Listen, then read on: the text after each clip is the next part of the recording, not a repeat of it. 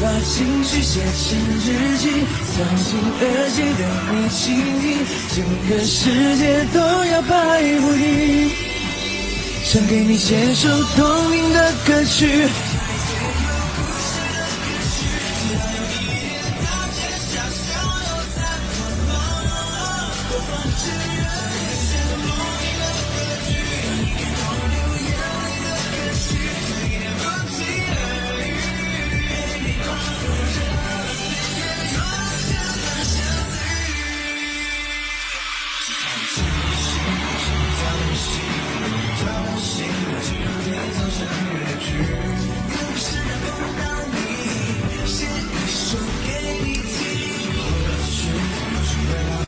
那个这个好久没播了，这个设备好像也不太管用，感觉这个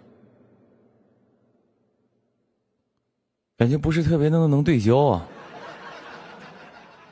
感觉一直就是哐哐的，就是在这模模糊糊的，其实也挺好啊，看不清脸，模模糊糊有这种朦胧的感觉啊。哎，我不知道现在你们能听到我说话吗？能听到我说话吗？现在？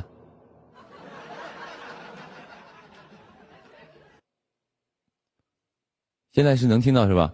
那歌是能听到的吧？是吧？那这个笑声能听到吗？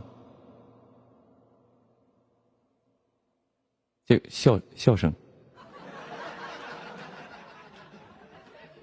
可以啊，可以呢。基本上今天就非常之完美。对，还有一个问题，就是现在是竖屏的吗？你们看的是？你们现在看的是竖屏的吗？还是说还是横屏的？竖屏的，高不高级？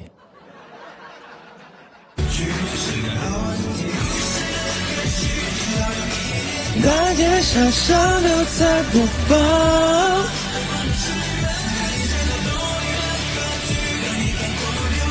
这就好久没播了。好久没播了，然后寻思上来就是给大家这个聊会儿天啥的，就确实好久没播了。剪头发了，刚说朋友剪头发是回北京修剪了一下头发，然后显得就是干净利索一点嘛，干净利索一点，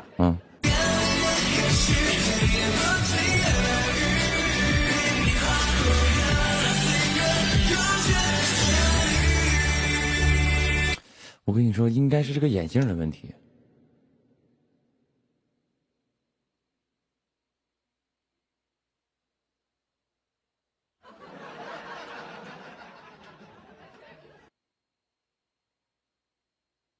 太模糊了，看来下次还是不能用这个竖屏。用竖屏好像是就是会有点就是聚焦不太好。好像感觉现在在场看我直播的朋友都是近视眼，我自己都能感觉到，你们估计都是那种就是近视眼。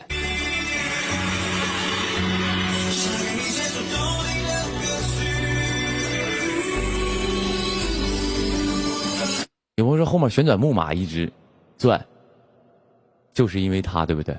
我给它关掉我给它关了。肯定就是他的问题，咱们就先赖一下旋转木马。我先给他关了，看看能不能好啊。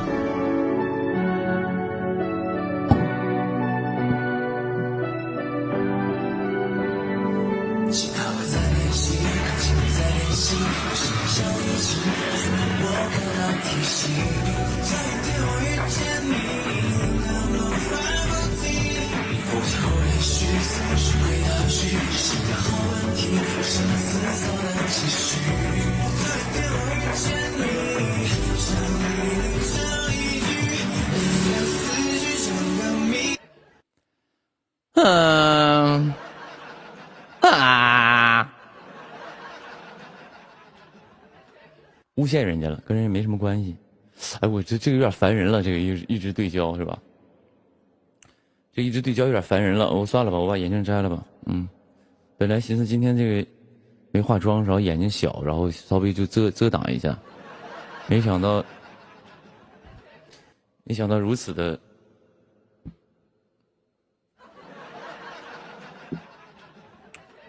这么整可不行啊！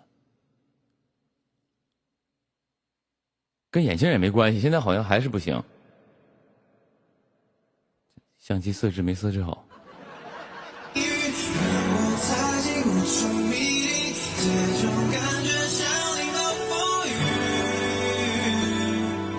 我把情绪写成日记，藏进耳机让你倾听。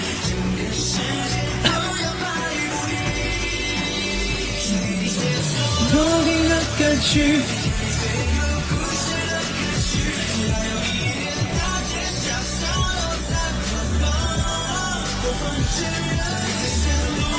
就这样吧，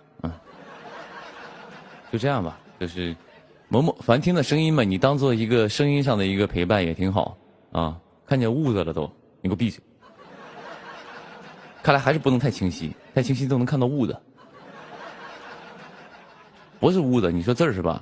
你说这个是不是？看到痦子了还行，你看到那上面还长根毛。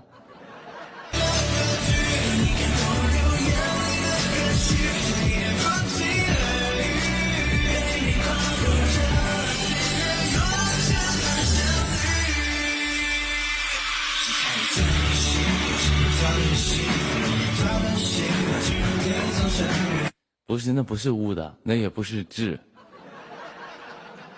那什么玩意儿呢，朋友们啊？算了，遮一下吧啊。什么玩意儿？那天就是当时前2天去做这个美容，做美容，然后当时就是一时想不开，做了一个叫做光子嫩肤。这玩意儿就是我寻思给皮肤弄得倍儿巴水滑的一点儿。看起来显得嫩一点，不是吗？就是当时就选择了一个项目，叫做光子嫩肤。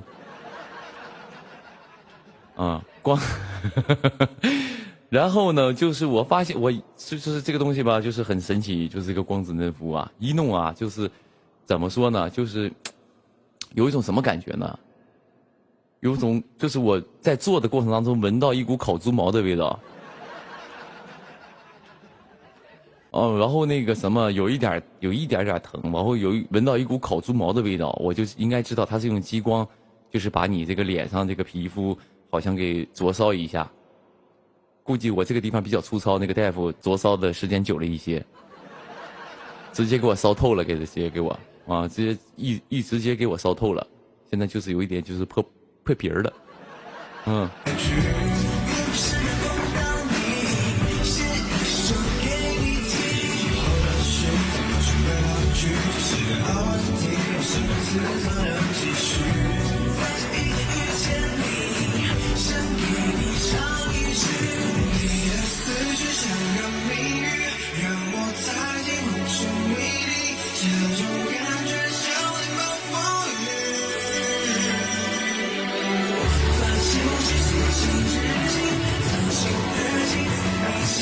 这个距离好像不太能动，我就不动了，这样子还能清晰一点，我就这样子，我就定格直播，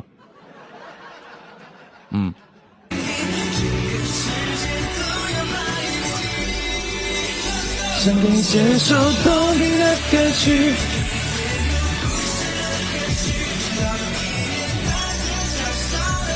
新设备不行啊。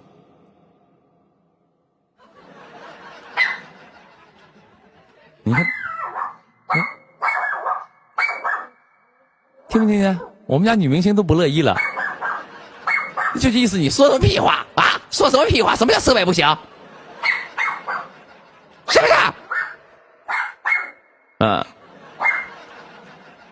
很贵的，买了一套设备，然后你告诉我新设备不行啊，我就隔着个屏幕我都能看到你嘲讽的那个嘴脸，就那种，新设备不行啊。不是不行，是没调试好。我不是那个我以为能行呢，结果你没谁想到那个焦距搞得就这么头昏脑胀的啊！就这样吧，无所谓了。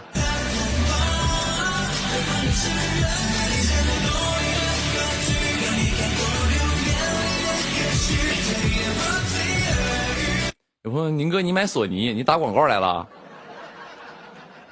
你是索尼这边打广告来了，过来说宁哥，你买索尼相机，索尼相机那个好。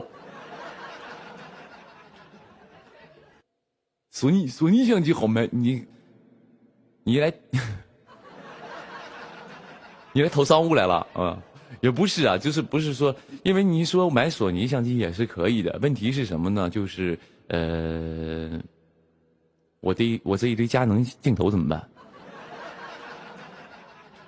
啊，你说说我这一堆佳能镜头怎么办？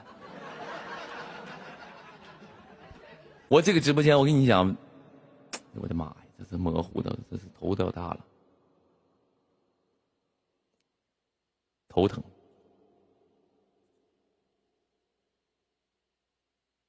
我都要吐了。不是佳能，我不是佳能镜头的事儿啊。眼镜摘了吧，眼镜摘什么好点？然后没有，是因为朋友们是这样的，朋友们，我刚才一直对不了焦，是有一个原因的。我有一个原因我一直没说，因为我这个相机呢设置的是根据人眼来识别它的焦距。它是根据人的眼睛来识别焦距。我这么说，你能不能听懂一点什么意思？我这么说，你能不能就是朋友们有那种脑袋转得快的朋友们，能不能就转过来我说是什么意思？哎，它这个识别焦距，它是根据人眼，就是看到人的双眼，它直接面部识别。啊，什么破玩意儿？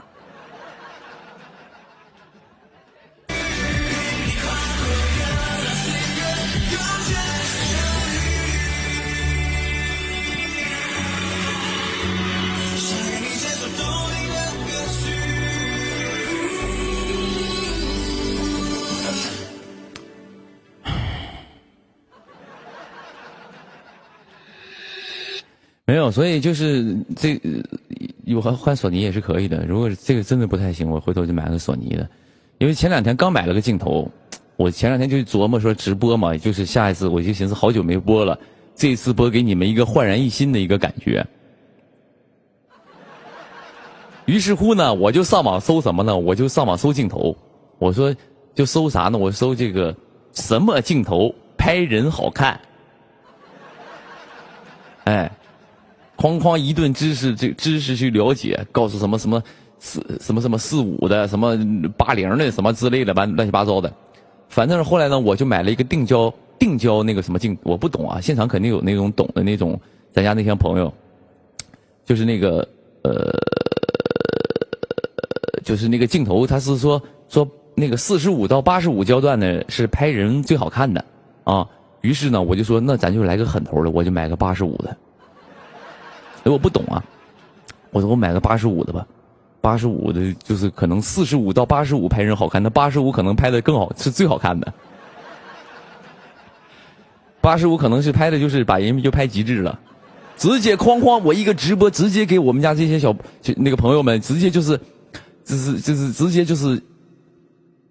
唬住，哎，直接就是一个震撼到。我就想说这么说，于是呢，我就买了个85的那个定焦头，买回来之后啊，我不懂啊，跟放大镜似的，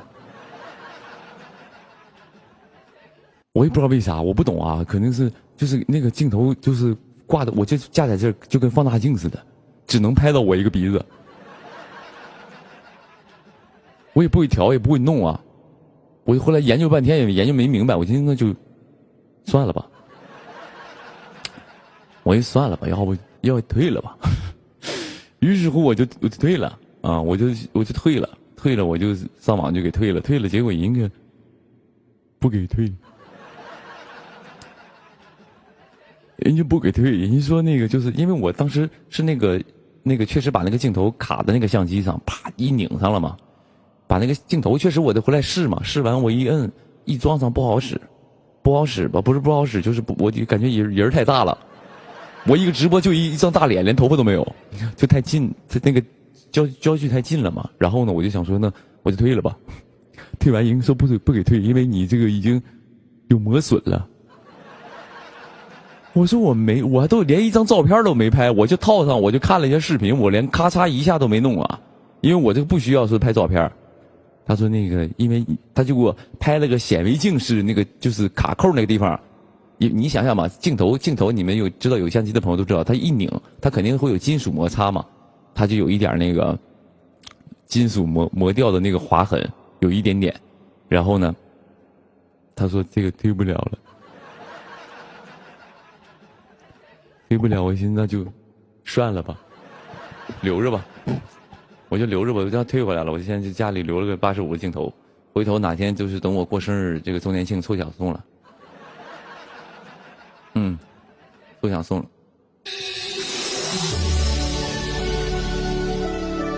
有朋友卖给站姐，站姐一般是用那个，他们应该是用变焦的吧？我不知道啊，因为这个定焦这个应该是不太行。卖给站姐。而且我这镜头还挺贵，我镜头18000呢。我毫不，我寻思为了这个看起来好看一点，买了18000的，结果用不了。我看回头给我们家宣传嘛，给他们宣传，他们用吧。所以你们说索尼相机好，我看看买一个。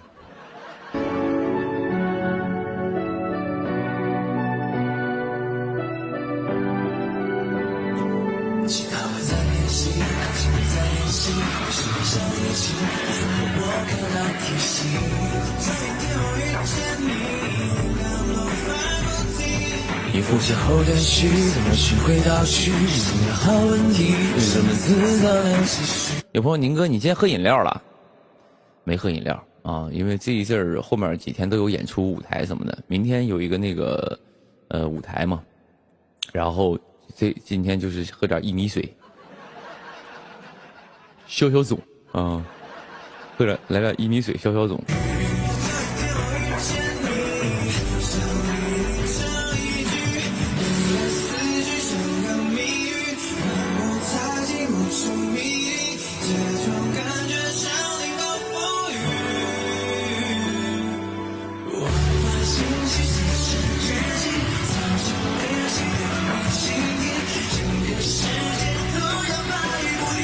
说宁哥，今天我生日啊，生日快乐啊！在这里呢，祝你生日快乐，然后新的一年呢都能够开开心心的，一切顺利啊！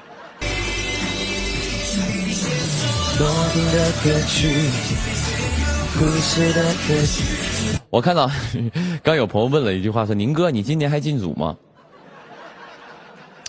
之前跟大家说过一个话题，这个行业啊，就是都很残酷的。这个行业很残酷的，我又没有什么资本，总有人说我是背后有资本，我倒希望我是有点的，我倒也是希望了啊，给我一个资本，给我点活倒是没有活，所以今年应该是不进组了啊，今年到年底应该都不进组了，然后回来做歌手。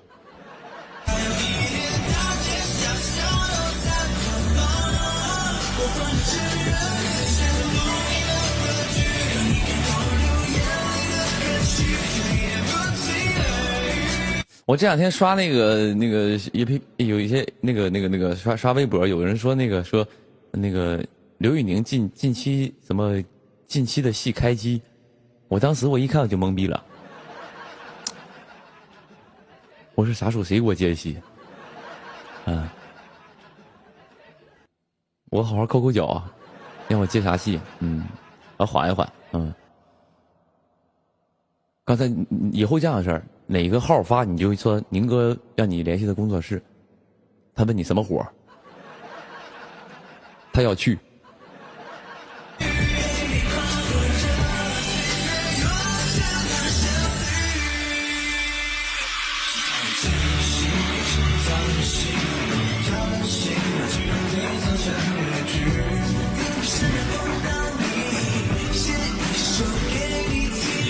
没有，主要第一个是什么呢？第一个是这4年，我基本咱家朋友都知道，我的4年基本都在横店，然后一直在拍戏，一直在拍，然后就没停。因为之前拍的都是一些，无论说你说配角还是说特别出演那种的，其实在剧组也一待4个月、5个月的，然后可能100-200场戏我也待5个月，都在那儿也哐哐拍。我这4年没离开过横店。你们就想一下吧，你们知道我行程的，我4年没离开横店，我确实有一点就是想要说稍微缓一缓了，稍微说缓一缓，然后也静脑子，因为总拍的话，确实脑子有点怎么说呢，就是就是会有点麻痹所以就想说，那回来做歌手，然后发歌，把专辑也该弄了，然后把一些上音综什么的，然后找这个歌手的这个工作环境。当然有很多朋友，就是咱家很多朋友很辛苦嘛，我回来做歌手给他们累坏了。今天这个舞台，明天那个歌曲，后天那个 OST， 今天这个直播的，直接给这帮朋友累懵了。1天4条微博这种的，都直接就是累懵了。还是说刘宇宁，要不你还回组里拍戏吧？刘宇宁，你回组里拍戏吧，要不你回拍吧，我们累屁了。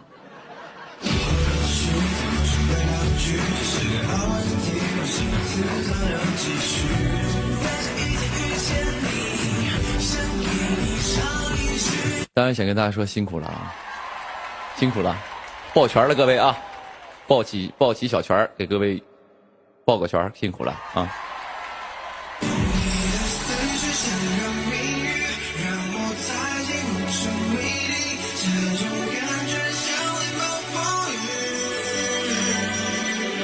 我把情绪写成日记，藏进耳机等你倾听，整个世界都要拍不停。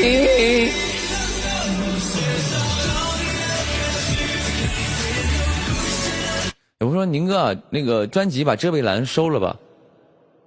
我那个就是我的歌啊，遮贝兰就是我的歌了，他不一定在专辑里，但他的确是我的歌呀。他就是我的歌，所以收不收专辑的意义不大啊。收专辑希望都是给你们新歌嘛，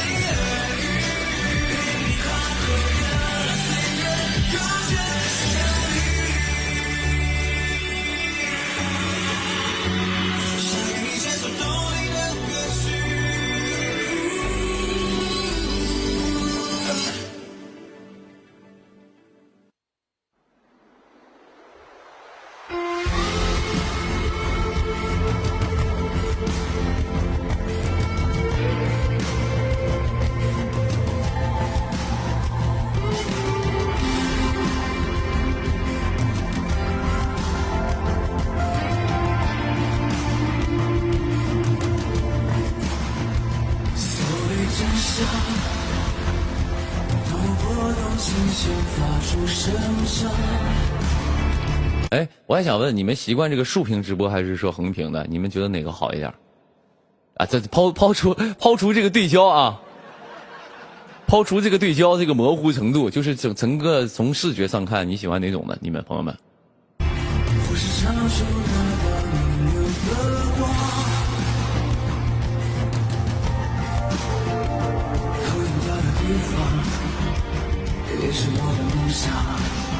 勇敢吗？横竖都行是吧？都挺好的，竖屏挺好的，没事，因为我很少竖屏播嘛，所以你们适应适应啊。这个设备先这样，我过两天买一个别的相机。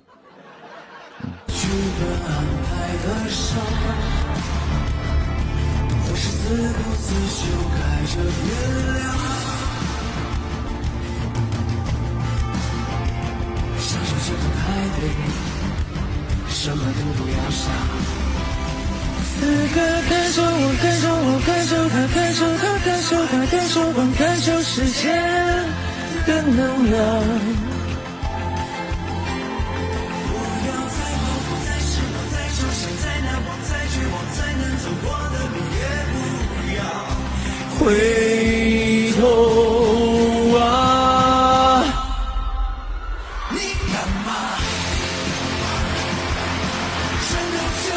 有朋友说不进组反而忙了，我倒还好，我倒还好，主要你们忙一点啊，你们忙一点。然后那个把自动对焦关了吧，自动对焦不关的话，我会更难受吧。没事，就这样吧。凑合看。但是就是最近就是你做歌手的话，就是各种的音乐上的事儿嘛，包括一些舞台什么的。以前我去不了的舞台，比如说以前很多就比如说什么舞台。说那个小宁能不能来玩一下？我都在剧组里，我都出不来。但现在呢，就是比较松快的时候呢，有些舞台说能不能来，我就去啊。综艺说不是帮个忙，综艺说能不能来玩一趟，我就去啊。就这样的事儿，就是反正做回歌手了嘛，也挺好的啊。然后也沉淀沉淀啊，也看看世间百态，参加一些活动，上这些活动上看看明星去。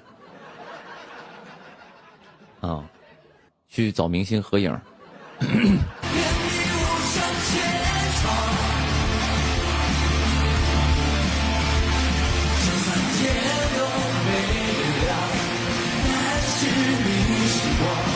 你是光，你是光，我敢拿。能经常直播不？这是你比较关心的是吗？会播的，会播，没事就播嘛，没事就是播嘛，在北京就播嘛，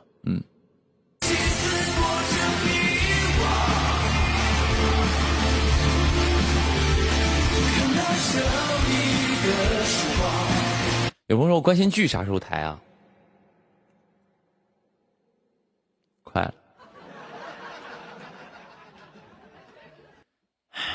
快了。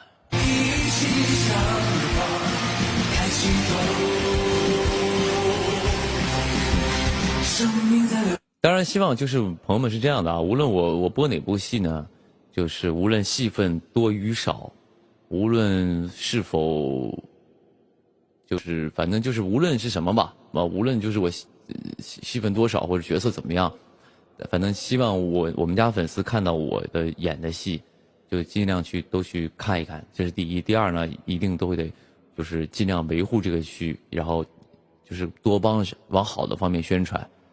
也多帮着往好的方面去宣传这个宁哥拍的剧，好不好？就多支持就行了。因为我确实拍一部戏吧，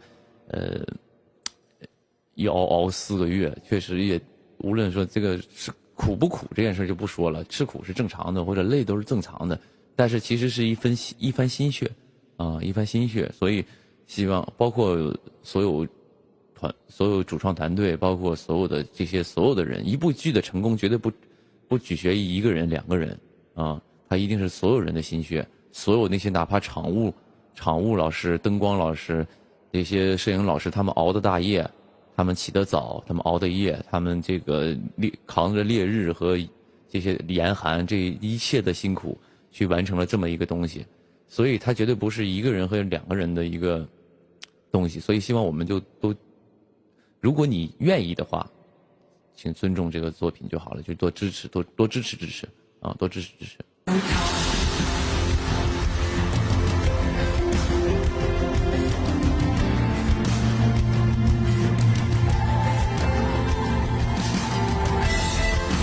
而且其实同期打个比方，每部剧播出都是这样的。你同期你这部剧在播的时候，这部剧在播的时候，有其他很多剧，也在同时播，所以其实都是在抢收视率嘛，抢这个播出时候的大家观众的喜好嘛和宣传上的东西，所以就希望这个咱们家就多去宣传，好好的去宣传，然后多的支持不要被带一些节奏，然后到时候自己去损害，也不能说宁哥吧，我在你们面前也不算什么宁哥，就是你这个朋友的一个作品吧，好不好？多维护啊。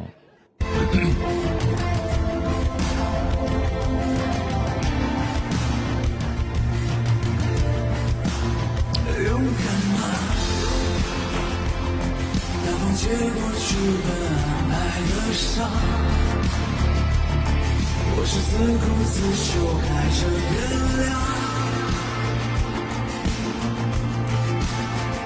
享受这个派对，什么都不要想。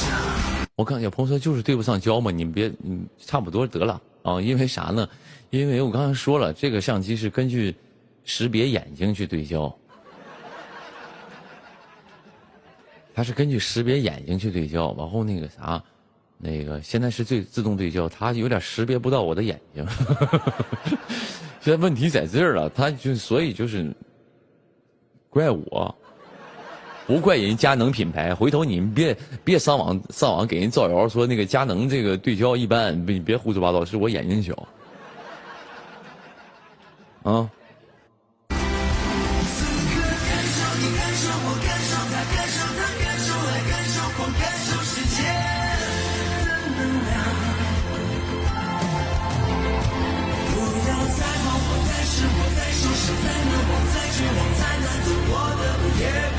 要不我去调一下吧，你们等我一下啊！我看能不能调一个，就是别那个跟眼睛对焦了啊。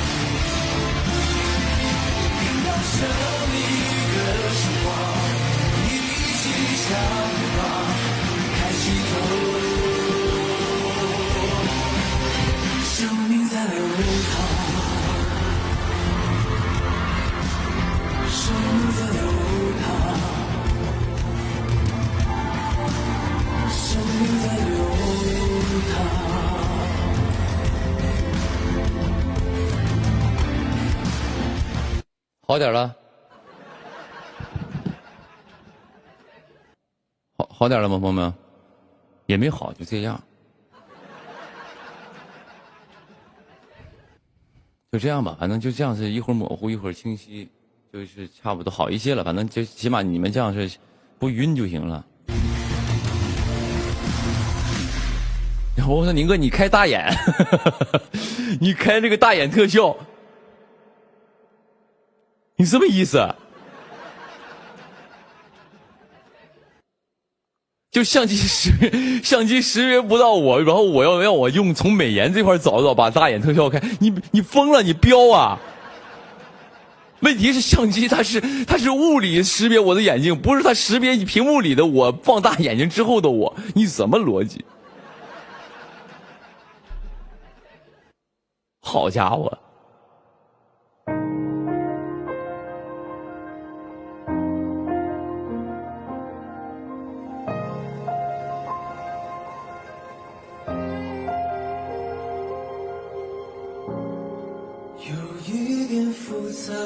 是有一点复杂，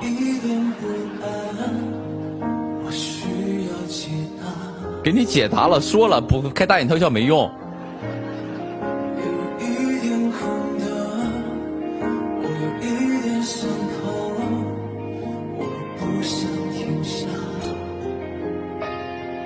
延续吧。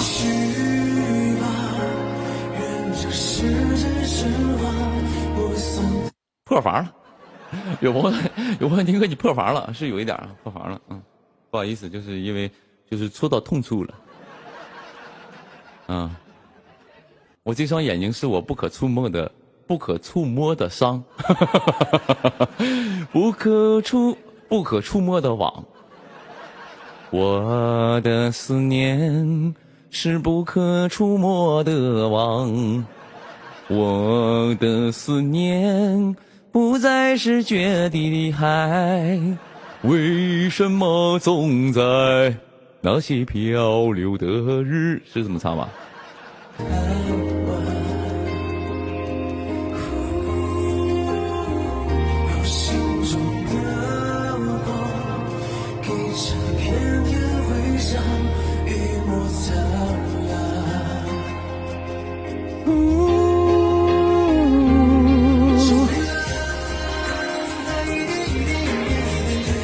我说宁哥，你戴这个眼镜显老。刚才还有朋友说我是南大呢。虽然他是在跟我开玩笑，但是我心里听到也是有一点窃喜的。哎，朋友们是这样的，虽然宁哥心里是有数，宁哥心里有数，自己这么大岁数了，年纪也不小了，但是听到这种夸赞，还是会心中有一丝丝的窃喜。朋友们，你们以后出门干活也是这种，在职场当中，你看到比自己大的人，或者姐姐，或者是哪怕阿姨辈的，你看到他一定得说他年轻。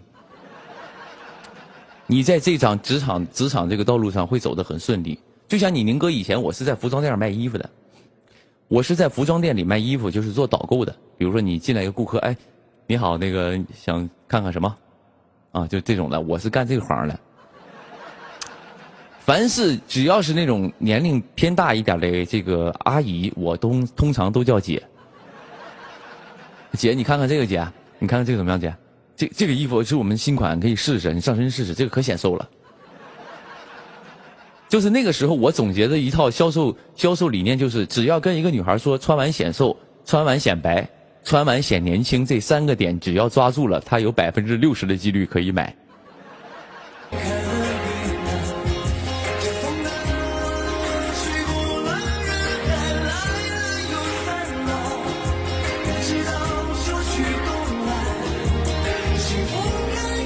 所以哪怕他知道你说的是谎言，他听了心里开心，他就是有钱难买我开心嘛，对不对？他就可能就是购买率成交率就达到了60%啊。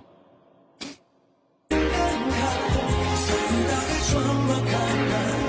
一样的海。有朋友说怎么了？没人发评论呢？是你卡了？你是要不找地方连个 WiFi 吧？你是卡了啊？满屏的都是大字的。你不会在另一个维度吧？你不会在另一个空间吧？啊？你是在平行宇宙看的我直播是不是？我直播间里都是人，但是你看不到公屏上一个人。你是在平行宇宙。别说话！住口！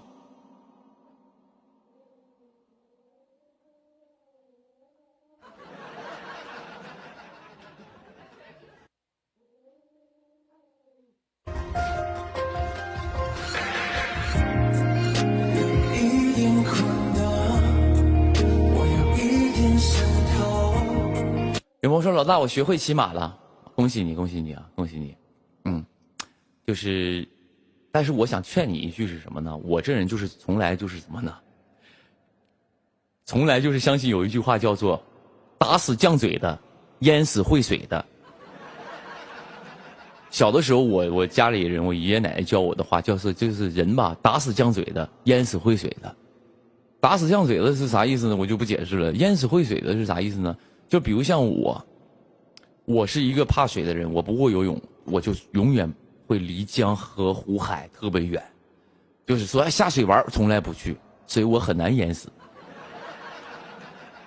你说你会骑马了，我之前拍过一个戏啊，然后当时就问演员说谁会骑马？你们会骑马吗？我不会。有朋友说，哎，上次看那个视频，刘宇宁不是看你骑的挺溜吗？我说我不会骑，我就是当时都是懵的，我不会骑，不行。然后旁边有人就有人，当然我也不是幸灾乐祸啊。旁边有个小伙就说，哎，我骑过马，我骑马可厉害了，我从小就骑马啊，拍马戏的时候就摔了。所以我一直是什么呢？我一直是这个就是。对，尤其对骑马这件事，为什么到今天我还害怕骑马？就是我永远对每一匹马有着敬畏之心，因为你知道这种生物它永远不是这种动物，它永远就是你要对它有敬畏之心，因为它毕竟不是你的马。打个比方，你就像你出门，你看到一条狗，你敢随便上去摸它吗？你不知道它要不要人呢，对吧？是一个道理。所以你看那个马，你可能当时你喂它个胡萝卜，它挺开心，它一会儿看你长得像个胡萝卜，它就要吃你了。所以就是这样，就是你对这个马也好，对什么就是一定要有敬畏之心，一定要小心。哪怕你说你会骑了，你也要小心一点，慢慢骑啊，就是注意安全为主，好不好？啊。不想停下，也许吧，任这世间喧哗不算太晚。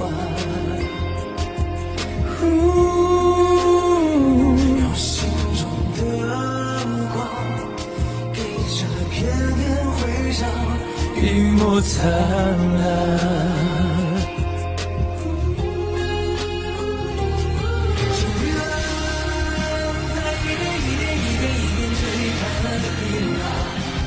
这风浪吹过来人海，来人又散了。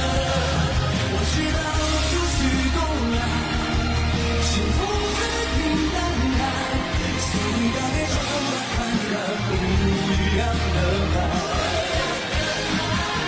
这回浪在一点一点一点一点推开了云浪，我想在不安的世界找我知道出去东来，看幸福平淡白，所以大概装满看看。有朋友宁哥给你打听个事儿啊，说那个剧咋样了？没有剧，其实你打听跟我就是比如说剧啥时候播什么之类的这种的，你跟我打听一点用也没有，因为我作为一个演员，我根本知道不了那么多啊。我知道不了那么多，其实说句实话，哪个剧就是你们可能对这个行业也不太了解。为什么有些戏是空降？因为你说句实话，有的时候平台都不知道哪天可以播，啊，哪天能播，哪天是播什么剧，就是没到当天都说不太准。大部分都是这样的。所以你问我是哪个戏播，你想想《天行健》，我参演那个《天行健》嘛，然后。你想想，剧都播了，我 OST 还没录呢。我剧都已经播了 ，OST 还没录呢。你说播的突不突然？不是说我没时间录，是因为他告我不着急。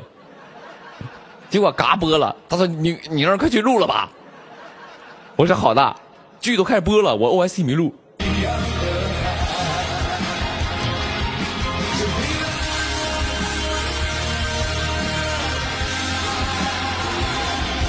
有说珠帘你唱 OST 了吗？珠帘唱了啊，我自己演的戏基本都会唱，但有那个爱如柴意那个应该我是没唱，那个我是没唱，嗯。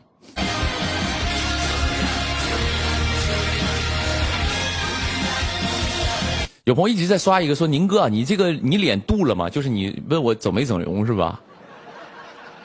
你是想问的，就是我脸整没整容，是不是这个意思？就是我其实这么说吧，朋友们，我就是第一是啥呢？第一就是我去问大夫，大夫都直摇头，他都摇摇头，说你做点这个超声刀啥的就可以了，抗衰就行，你这没救了，嗯。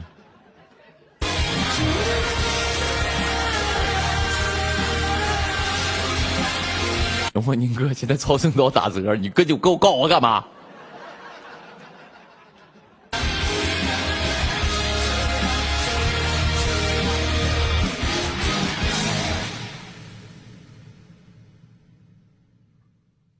微度，你得找个地方，你告诉我度哪呀？你得告诉我弄哪，就是不是我是没啥太多弄的，我就是唯一就是皮肤紧致一点啊就行了，就是让自己别太显老就可以了。我觉得我这个脸上最大的问题就是这个眼睛有点小。刚才佳能相机已经告诉你了，你眼睛太小了，识别不到你。那眼睛一弄，完了我觉得我这整个人样都变了，我就算了吧啊。其他的就是其他地方长得还行，其他地方长得还行，比如鼻子、嘴这种的就还行，就不能说好看，但是就是及格。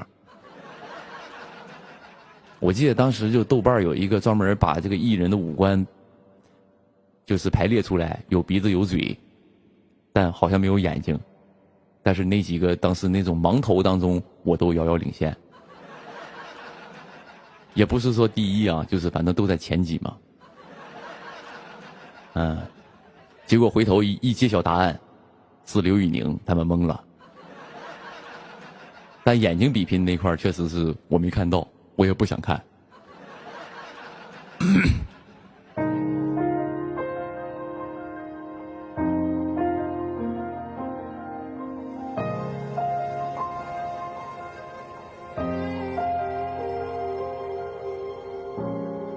有一点复杂，我有一点不安，我需要解答。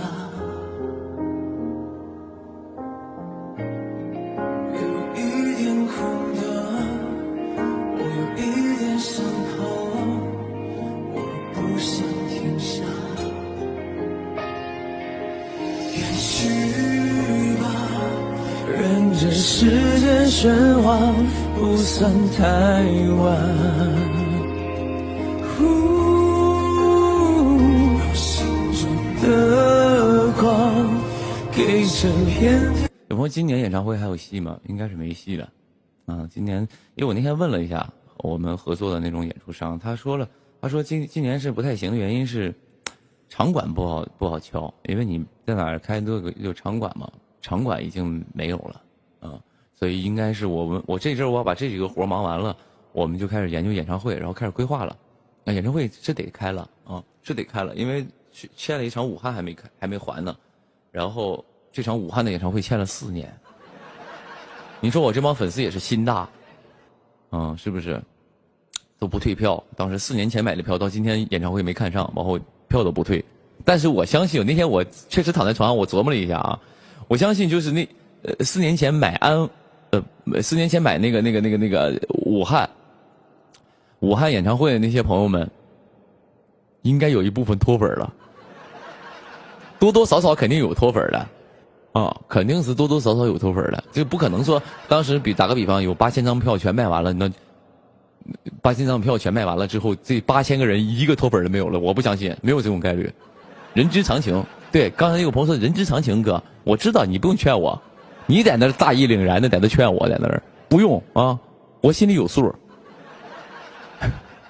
那肯定是就是比如说当时买了票，那4年了，那该脱粉，4年出多少新人，出多少优秀的人才，又或者结婚生子，就不玩这一圈了，他可能就干别的去了，那很正常，那都很正常的。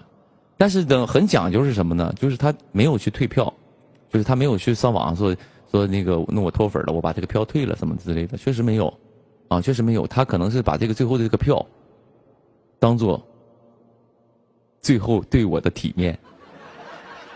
我是这样想的会不会有这种感觉？我不知道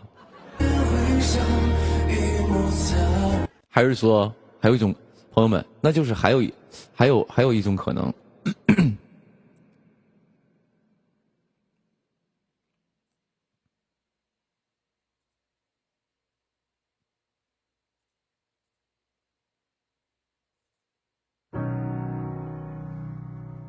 还有一种可能。就是4年了，他还没有退了这张票，是因为他忘了，有可能是忘了账号，有可能是忘了票放在哪儿了，所以他到今天还都没有退。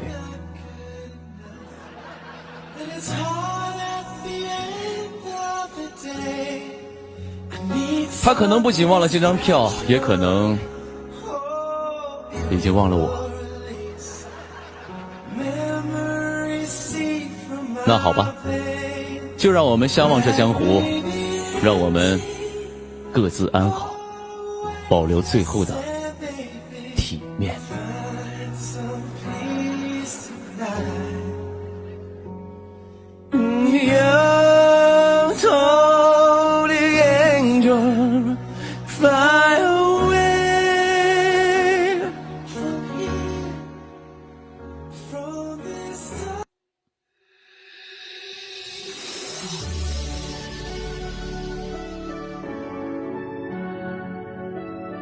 有朋友要哭了，要哭了。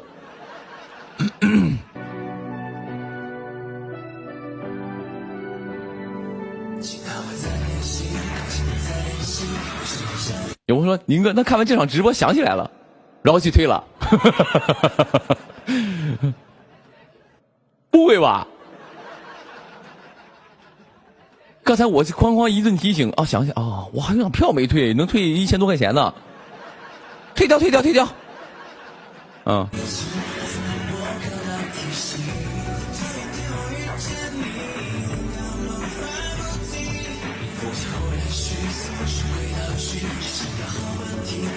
迟早能继续。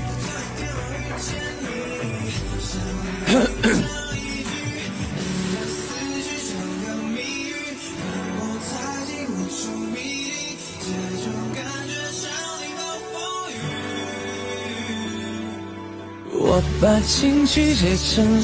有朋友老大，你喝的啥？我喝的薏米水。啊，喝的薏米水，然后就是除湿气啥的。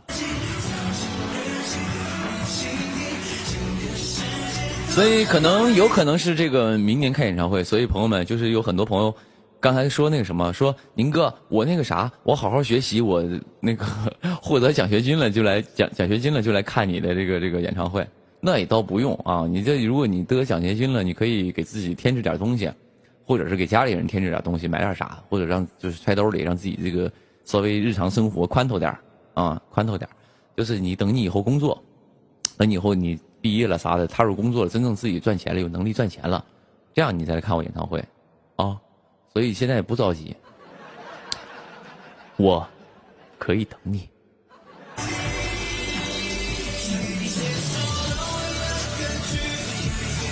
但是明年要开了嘛，明年所以朋友们你可以那个啥，就是可以把你的小猪存钱罐开始往里攒钱了，可以说明年看看演唱会啥的，然后就是我觉得挺好玩的啊，我觉得挺好玩的，可以明年看看演唱会。因为我之前其实我看的第一场演唱会就是基本除了我自己的啊除了我看过刘宇宁的演唱会以外，我看的第一场演唱会是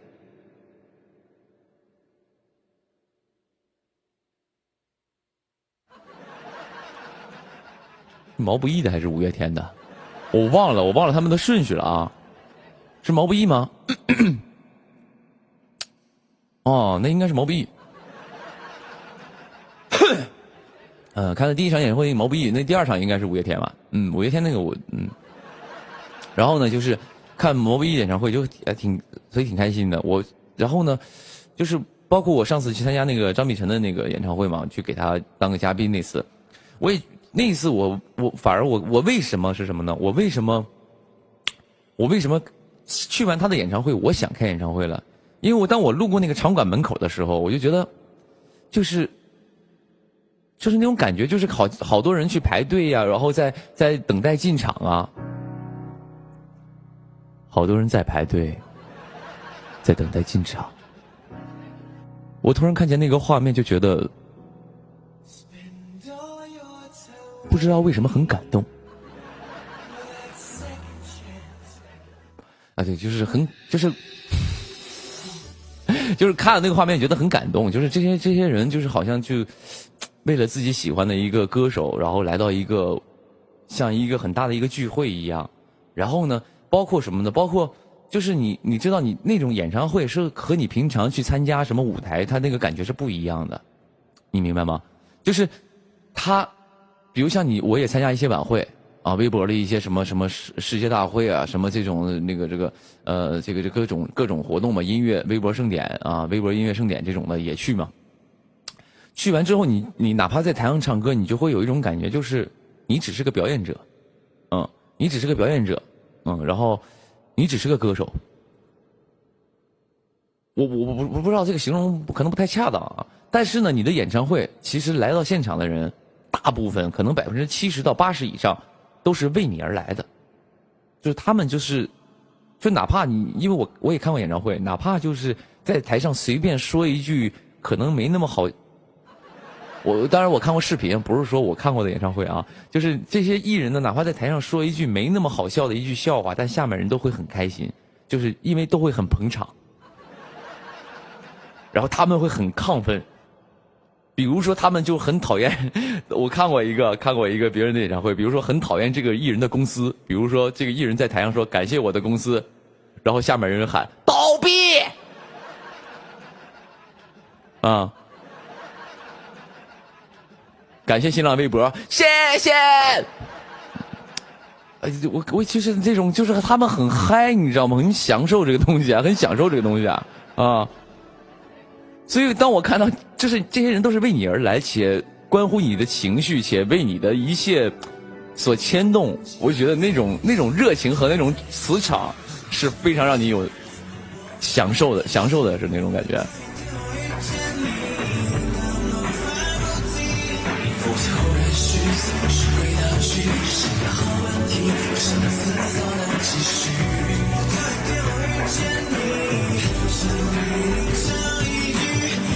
啊，就那句就是倒闭那俩字比任何声音喊的都大，歇斯底里的这帮朋友们在下面倒闭啊，就是这种啊，我的天哪，我觉得很有意思。虽然我们作为一个，就是可能我作为一个观众来说，我觉得就是。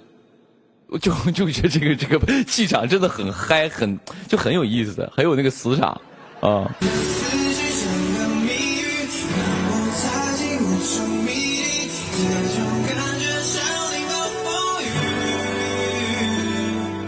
我把情绪写成日记，藏进耳机等你倾听。想给你接受透明的歌曲，故事的歌曲。有人说老大你瘦了，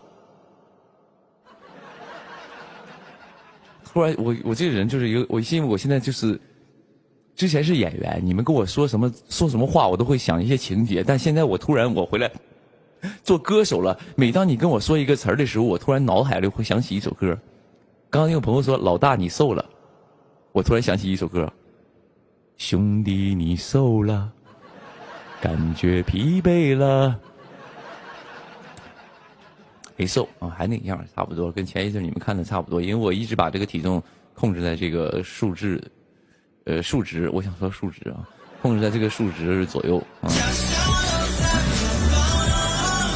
老大你瘦了，感觉疲惫了。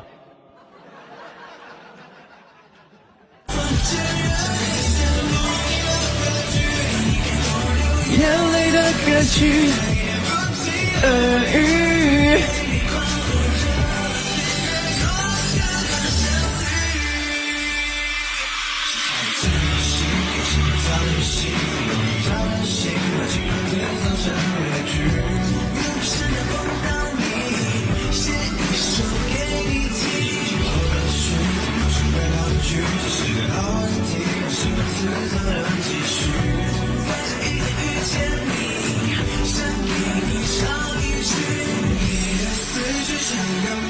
我说那个宁哥那个上热搜了啊，谢谢你们啊，谢谢你们啊。我上热搜肯定是因为你们就给我宣传了嘛，对吧？你肯定在热搜词里发了什么东西，然后让这个话题热度高了，所以我就那个啥了嘛，我就上热搜了。谢谢各位，那个戴米都谢谢你们。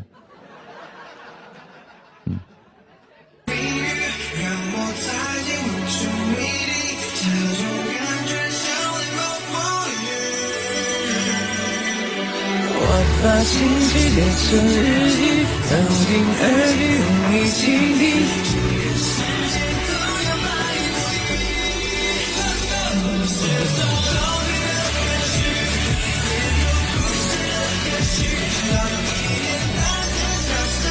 有人说宁哥啊，你那个办演唱会你自己做主办方行不行？你野心挺大呀。啊？你就好像你有种什么感觉呢？你有种这个就是比如说去人饭店吃顿火锅，你想开个火锅店，就是你总野心勃勃的一个创业青年的思维啊。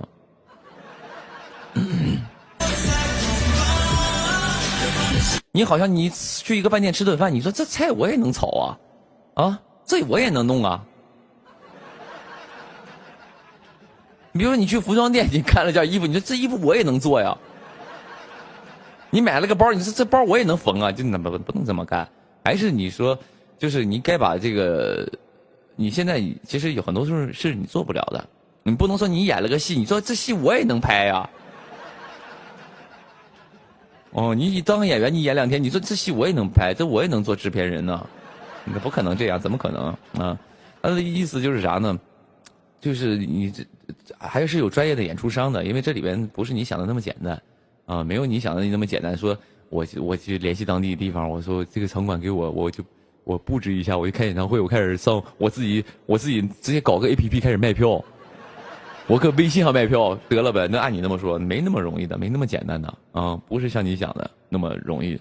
但是有人是做到了，有人是自己做自己的那个主办方。虽然我虽然不是说主办方，但是我是有决策权的，因为这是我的演唱会，我想要什么样，我搞什么，就是有一个执行团队去执行嘛。然后他们也会给你一些创意，给你一些这个理念和舞台设计和所有的东西的权衡。它是一个团队行为，它并不是你一个个人说你是个艺人，你是个歌手，然后你想开个演唱会你就开了，不是这么回事儿，不是你想的那么简单啊，不像我以前在街边唱歌，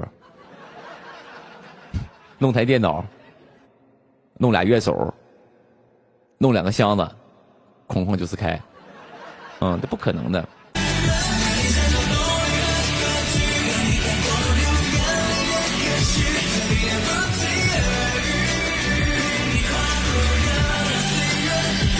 有朋友说预计多少场啊？我没有预计，还没开会呢。我们回头研究这个事儿。但是10场肯定10场以上吧。我开少于10场的，就是10场以上吧。不会特别多，但是不会少于10场的，应该。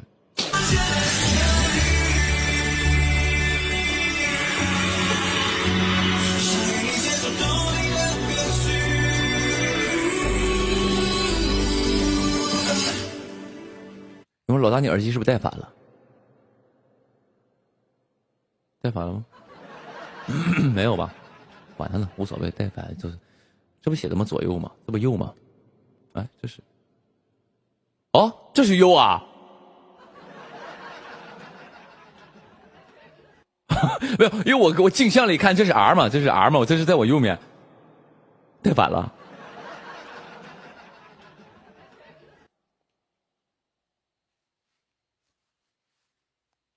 哈，我刚才我看这是 R 对呀，但是这是我其实这是我人的左面，这你们看的是镜像嘛？你不是你看的是那个 ，sorry 啊，没事儿，无所谓啊，左右无所谓。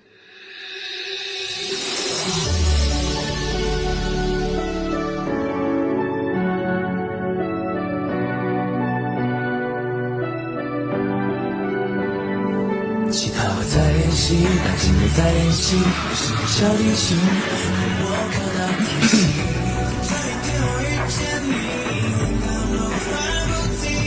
有朋友说：“宁哥，今天我生日，祝你生日快乐！今天好多过生日的啊，今天啥日子啊？10月11号啊，生日快乐，生日快乐！”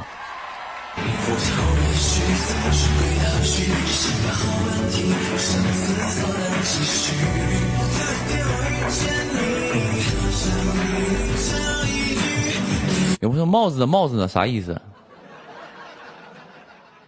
你是因为今天我的发型有点矬是吗？就感觉就是有点像二愣子。今天我跟你说，我现在朋友们，你们可以细细观察，我现在每天就是出门这个造型，以前我从来不管这个造型，现在现在造型不仅有造型，还有理念。我今天这个发型是什么呢？今天就是走了一个概念，这个概念是什么概念呢？就是村口的傻儿的那个造型。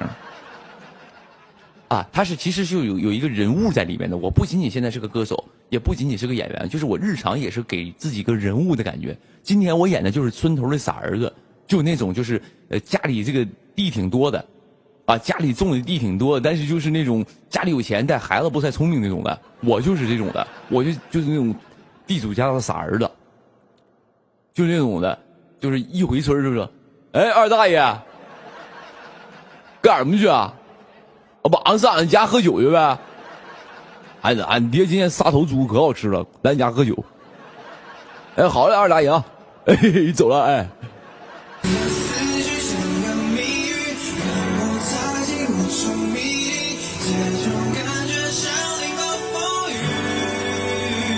啊，比如去小卖铺去了，这什么？这什么东西？这是没吃过，给我吃一口呗，能给我尝一口？给我尝一口，尝一口。嘿嘿嘿。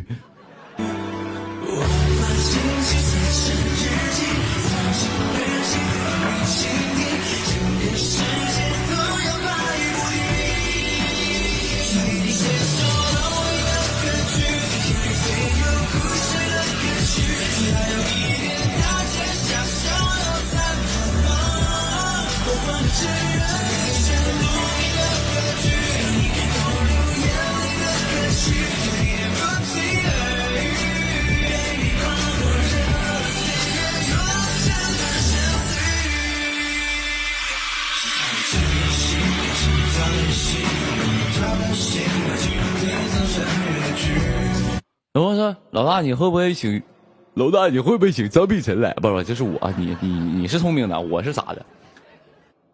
老大你那个演唱会会请张碧晨来吗？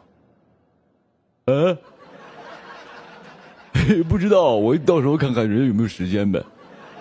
有时间人就来呗，没时间就算了呗，我到时候再说呗。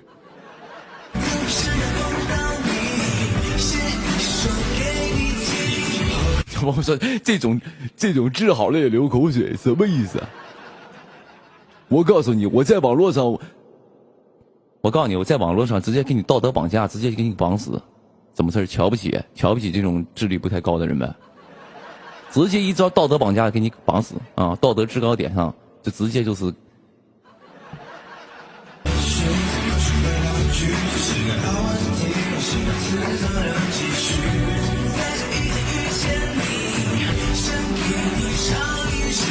你的思绪像个谜语，让我在夜空中迷离，这种感觉像雷暴风雨。我把心事写进日记，藏进日记里没倾听，这个世界都要把。有朋友请小齐哥，我到时候也我会到时候再说吧，应该会邀请他的，因为之前就其实武汉那场就是想要邀请他来的。那个时候刚好我们合作完那个我们的歌嘛，当时已经邀请，然后人也挺好的，也同意说来了，然后但是武汉那场就没开嘛。哦，当时确实我后面开我会邀请齐哥的啊，我会邀请他的。当时歌都定了，当时要唱后来嘛，当时后来要唱后来啊，后来我总算学会了如何去爱，可惜你早已远去，消失在人海。就那个，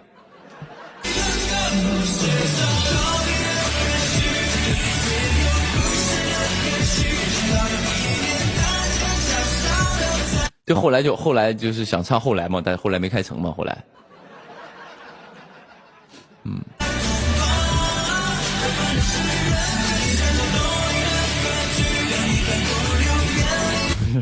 我发现朋友们最近对我的脸好像很 care， 是因为就是最近我出现的太多了吗？刚有朋友说宁哥你是不是拉双眼皮了？我这双眼皮拉完一点变化没有，也大小也没变化，你说我拉的意义是什么？为了增加一个刀口吗？没拉，而且现在基本没有拉的朋友，你看一看就外行，说什么拉双眼皮这种，一看你就纯外行，现在纯都埋线。哎，就不喜欢了，可以抽出来再重新调整。眼睛这玩意儿现在都埋线，比如说打个比方，你想要这么厚，那就呱就是弄根线这么厚。你过一阵儿又不流行这么厚了，嘎抽出来再换一根更厚的。这现在埋线哪有拉双眼皮，哪有动刀的了？你纯就是埋线不结实，啥不结实？拿眼皮去拉车去啊你啊！你把绳子绑眼皮上去拉车去不结实，你要干哈？你不结实？你最多的，你眼睛使的最大的劲就是眨眼呗，你还不结实，你要干什么？你以为买条裤子？你这是，你好像跟你妈出去买裤子，你妈说，你说妈，我想买这条裤子，你妈跟你说这裤子不能买，不结实，穿2天就破了。什么玩意儿不结实？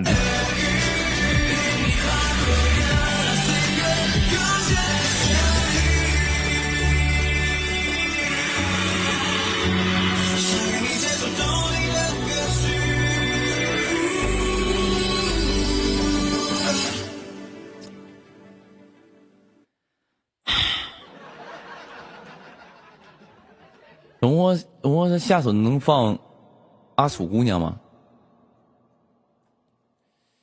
可以放一下。哎，不知道今天能不能 reaction 啊？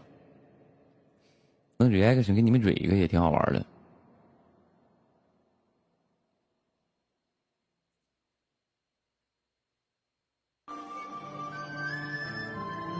等一下啊，我看能不能蕊一下。蕊一个啊，我看我因为我这个竖屏的不知道行不行，横屏的是没问题的啊。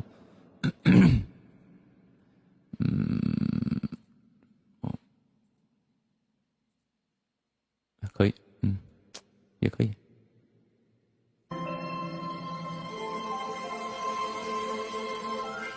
这首歌朋友们叫做《阿楚姑娘》嘛哈，当时就是因为想想咱家朋友都看过这个节目，都这场是直播啊。我记得很久之前是，算了不说这个，反正这场就直播嘛啊，直播。然后呢，当然我喜欢直播，因为我觉得直播第一好玩第一是很好玩，就是你会有那种紧张刺激的感觉，这是第一。第二是啥呢？第二就是基本这种直播的节目录的都快，啊，录完唱完就走，就下班，啊，是这种，这是两点，一个是快，一个是好玩，然后呢，那天其实这首歌非常紧张，因为这个很多朋友知道男女合唱其实最难受的是一个什么呢？就是一个调的选择，就是比如说，因为男女的那个男歌手、女歌手的这个音高不一样嘛，尤其我合作这位老师希拉嘛，希拉老师，他呢是在女歌手当中唱功非常棒的，而且高音也特别牛，技巧也特别强的那种歌手。然后呢，我呢高音不行，我是纯一个男中音，因为了解我的朋友们都知道我是一个标准的男中音。所以我的高音不是特别的好，所以我就不是高音，我不是你看我上节目不像很多歌手可以飙高音啊，可以咋样？我是纯是男中音，我是在中音这个区间的音色是好听的，啊，所以呢，我跟他唱，其实在调的选择上就有点难受，因为他高，而且前面得先用女，因为他是前面那段是他的嘛，所以是女调进的。现在这个调我唱的是女调进的，所以你们可以看一下，所以第一个音很难找，第一个音这个前奏完事，我当时你看起来我很轻松，我在那闭着眼，其实我在那听拍子呢。2、3、4，在距离，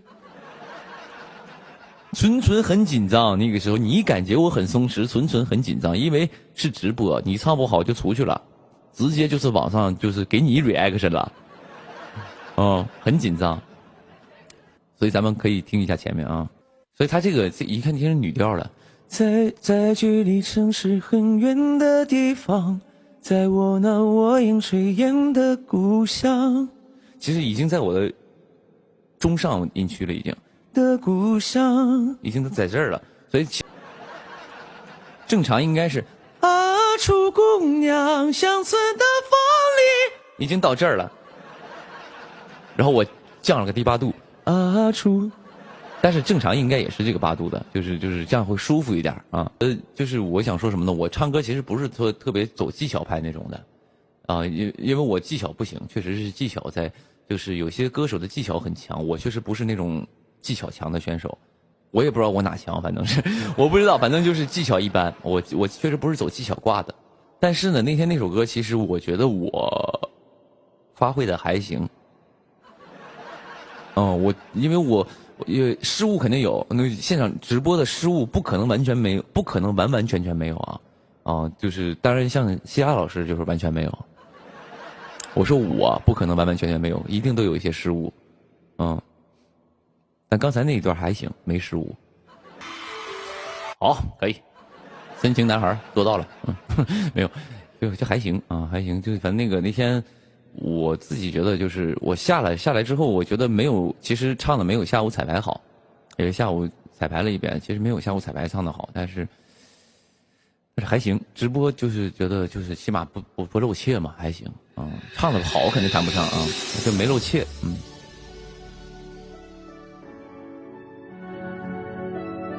一路上有你也有这个问题，一路上有你那个歌呢，调定低了，那个歌调定低了，然后那个因为刚开始进也是女调进的，就是也有这个问题，女调进了之后我就调前面我就定低了，因为我后面呢，后面我的那个，因为一路上有你就是那个歌，当时啊你们听就是。你说难吧，它肯定不难啊，这歌不难，但是，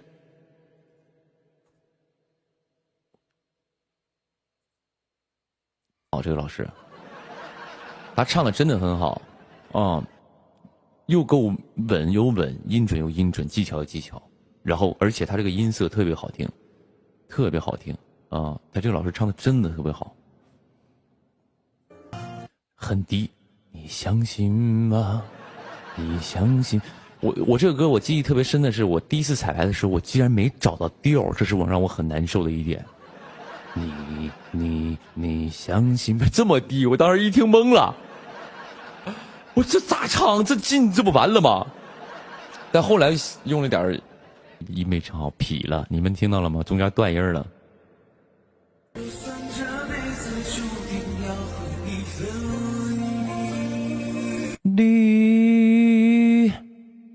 没听出来，后面没啥，就是没什么太大的区别。对，因为这首歌相对来说从，反正挺喜欢的，我挺喜欢的。赤裸裸，赤裸裸，其实我为什么一直没放这个歌呢？因为当天那个收音是有问题的。那天是，就你们可以去看一下，因为有现场直拍是没问题的，但是播出的版本我的声音是有延迟的。算了，这个不说了啊，没事，无所谓。对，我的声音是有拍子上是有一些问题的哦，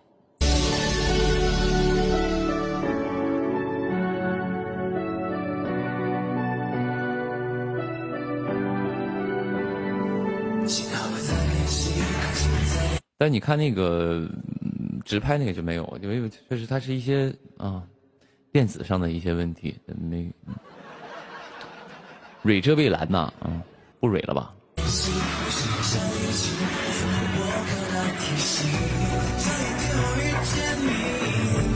遮蔚蓝，遮蔚蓝很难唱，很难唱这个歌。算了，我这蕊的也没什么意思，因为我现在我按以前我这啥都挺敢说，但现在不太敢说，真的不敢说。我也就是以前觉得说点就是当玩笑也好，或当怎么样也好，它就是一个乐呵的事儿。但现在说多了，一旦刮到别人，就一不小心刮到别人，就有点麻烦啊。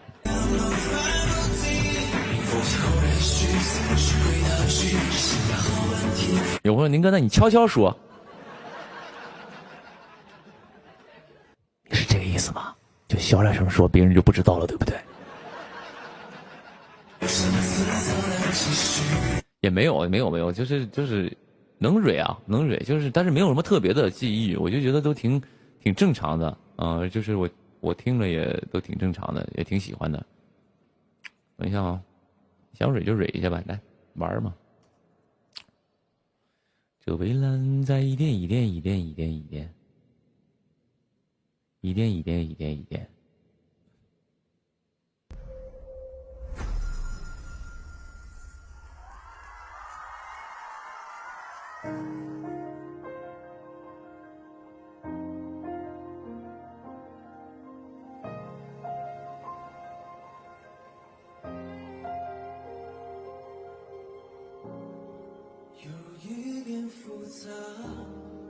我有一点不安，我需要解答。有一点困难，我有一点想因为这歌很难。这歌对我来说是可能是对我来说是有点难啊，因为它后面就是因为对我来说音域有点高，高完之后又要转甲，转完之后又要回来，然后还要继续。啊，这歌对我来说挺难唱的，当时唱的时候压力很大。你看起来好像在那很深情，其实都是紧张的。你以为好像是很投入、很深情，好像这个眉头一皱，心中充满了忧郁，那纯纯都是紧张。啊，都这帮把眼睛闭上，想陶醉一下，陶醉一下。通常找状态，就是一般闭眼的那个时候是什么呢？就是找状态，找什么状态呢？找这个与世界隔绝的状态。就是这个时候只有音乐，我可以专注在音乐当中，不要看台下的那些其他家歌手的粉丝，在那抠手指头什么的，就是会影响到我，啊，就是会这样。所以呢，我就把眼睛闭一下，屏蔽一下外界。然后，但是呢，最头疼的来了，你一闭眼，你看不到歌词了，你歌词都前面提示器呢，就这个地方嘎，你还得睁眼，就是这样。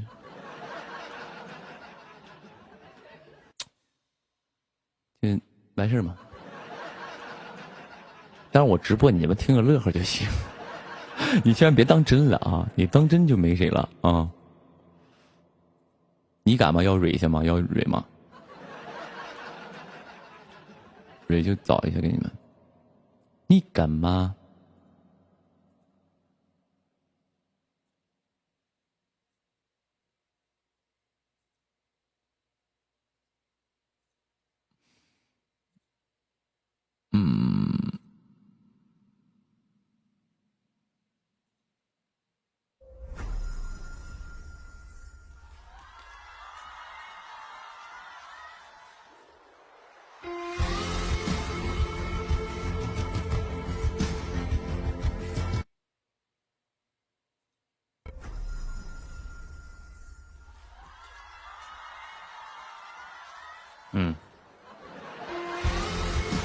好，这首歌其实没那么紧张啊，因为这首歌算是在我舒适区里的歌吧，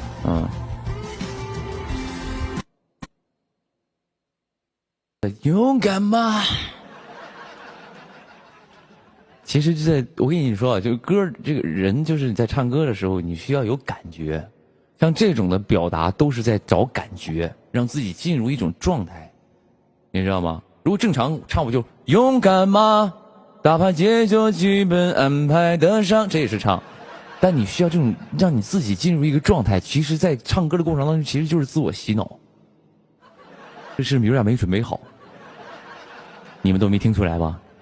这句其实前面过于松弛了，前面一直在找松弛的状态，因为我想让这个歌就是一个很松弛的状态，让我就是在。也不是说那种很放松，而是那种就是你好像真的很投入这个音乐这个当中，和这种感觉和这种对这种生活的这种期许啊，看到的光的感觉，或者是这种磨难的过程，像有那种感觉。但是这一句我前面太松弛了，突然一看，此刻感受你这么长，这句词儿这么长，其实有点没做好准备，但是我还是偷偷呼吸了一下，但是到那个地方没气儿了。没气儿了已经，但是呢，我就是凭着多年的演唱经验，让他的停顿和节拍让你们听不出来他是有瑕疵的。世界的能量已经是这么接嘛，所以我用我这么多年就唱歌的经验，把它扭转回来了。这个气没让他就是让你们听出来这是我没气儿了，而是感觉是我做了一个特效，就是急停。生命在流淌，短拍的结束，这是故意做的啊，想跟后面区分一下。算了，在这说太多，感觉在这卖弄自己也不太专业，往后哐在那卖弄不太好。反正就是很多，我相信我直播间有很多这个学音乐专业的人啊，我就是说的都是一些就是不成熟的见解啊，我也不是什么学音乐，我学厨师的，我是个厨师。我是个厨子，所以呢，就是很多在音乐上的思考都是非常门外汉的去理解的啊。但是一步一步摸索走到今天，希望各位专业老师们不要这个挑剔，谢谢了。我想说什么呢？我是说我自己，我是在评价我自己。怎么了？明星不让说啊？刘宇宁，你是明星，怎么不让人说呗？你作为公众人物就该被我们评头论足，没有什么可说的啊。就是反正这首歌我也很喜欢，然后也希望你们喜欢。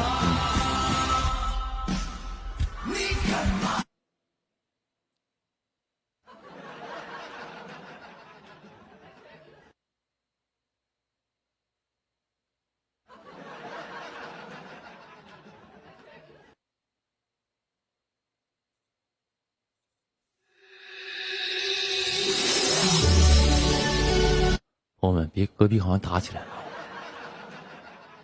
隔壁好像是我跟你说，有可能是装饰，就是吵起来了。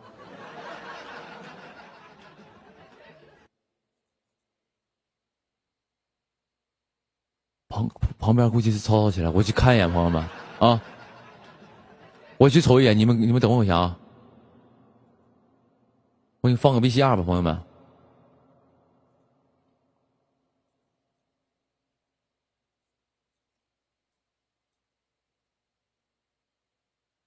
哎，为什么没有声音呢？这 VCR 为什么没有声音？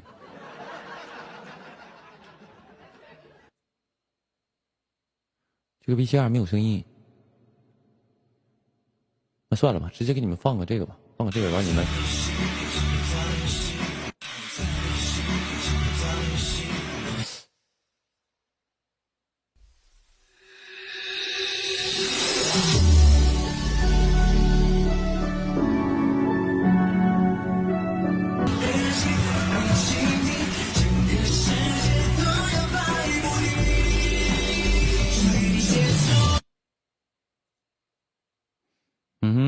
回来了，朋友们啊！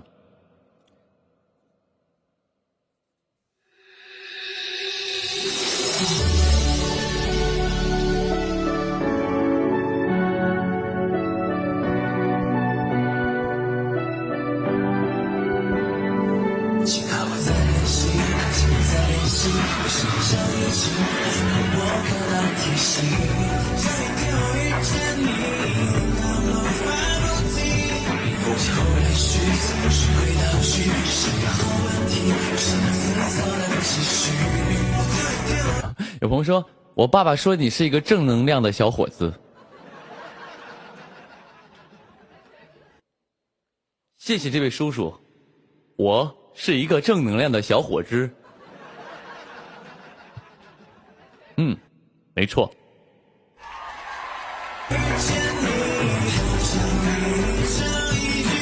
你的思绪像个谜。我们直播中是正在直播，朋友。没错没错没错没错。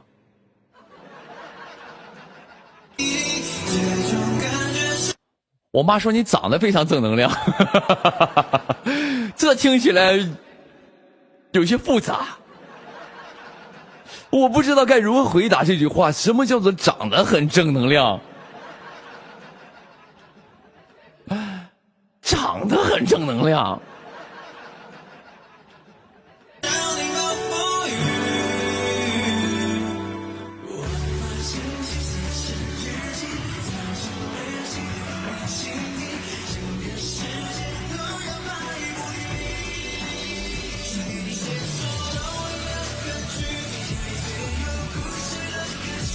没事，反正今天上来有好久没播了，跟你们聊会儿天儿。然后呢，这个有什么想跟我聊一聊的，可以说啊。然后就是，然后最近也很多的舞台啊什么的乱七八糟的，刚才也给你们蕊了啊。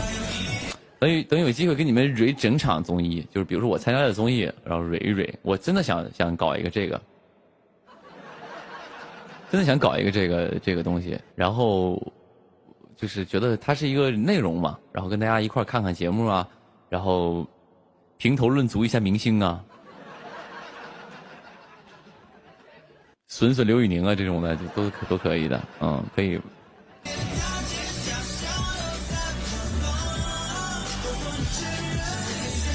有朋友，宁哥，你参加旅游综艺吗？嘿，你还真别说，嘿，你还真别说，嘿，你还真别说，如果有的话可以去啊，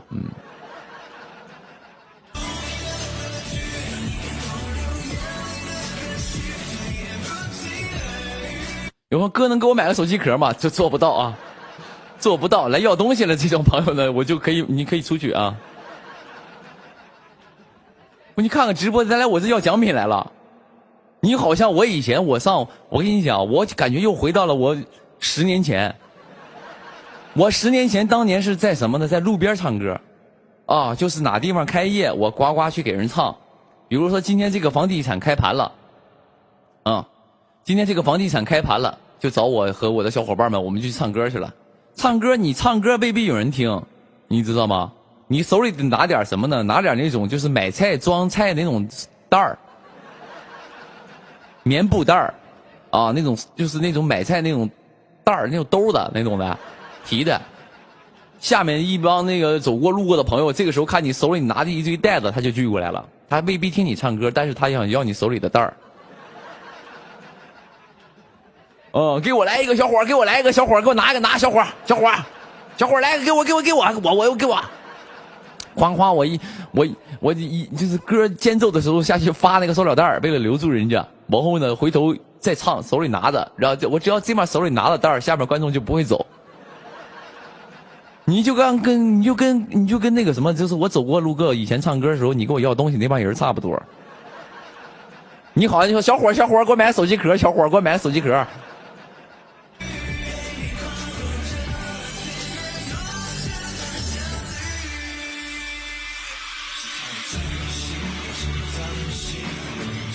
有朋友说这为什么听起来感觉很惨？就是说为什么听起来感觉很惨？我觉得其实没有什么惨不惨的吧。这就是一个普通人的生活，这就是一个曾经想追求音乐梦想的一个年轻人的普通生活。其实有的时候我真的不是在这矫情啊，算了，现在放那个歌有点矫情。其实我不是矫情啊，其实我真的有的时候其实愿意跟大家分享。我其实挺感谢那些以前吃过的那些，也不算苦吧，以前的那些生活嘛，生活经历，包括路边唱歌卖过烤玉米，然后包括去给人在饭店当过服务员，然后在洗浴中心当过服务员，然后卖过衣服，然后也自己出去摆过摊儿。我觉得这些经历都很好啊，对于我现在的我很好。可能现在很多朋友是跟我以前的经历是一样的，可能也在做服务行业什么的，所以我觉得对于我现在来说很好的原因是，因为我见过的东西太多了，见过世间百态，见过人间疾苦，见过就是很生活的东西啊，生活里该有的东西。而且我以前的家庭条件也不是很好，所以我觉得这些东西反而给了我很多的经验和积累。其实对于我唱歌来说也好，或者是演戏也好，都有很大的帮助。就有的时候你突然，比如说这场戏是一场你需要很悲伤，但这个悲伤呢是那种郁郁不得志的那种悲伤，你就会一瞬间找到一个情绪相同的经历，然后你去带入你现在的剧情，就是它会对你有很多的帮助。包括一个人饿的时候是什么样，或者穷的时候是该是什么，落魄的时候该是什么样的时候，你就很有感觉，你就很明白很清楚它是什么，它该是什么。而不是说我冷，我就是在这啊，我好冷啊，好冷啊！就你只是演了个冷，你冷的时候你会做什么？就是你知道你会想到你当时你在冷的时候你在干嘛？就是你会，我觉得那些所有我受过那些苦，都是我作为演员的一些经历，还挺开心的。所以你刚刚有朋友说宁哥我怎么觉得有点惨？我觉得一点都不惨，因为现在好了呀。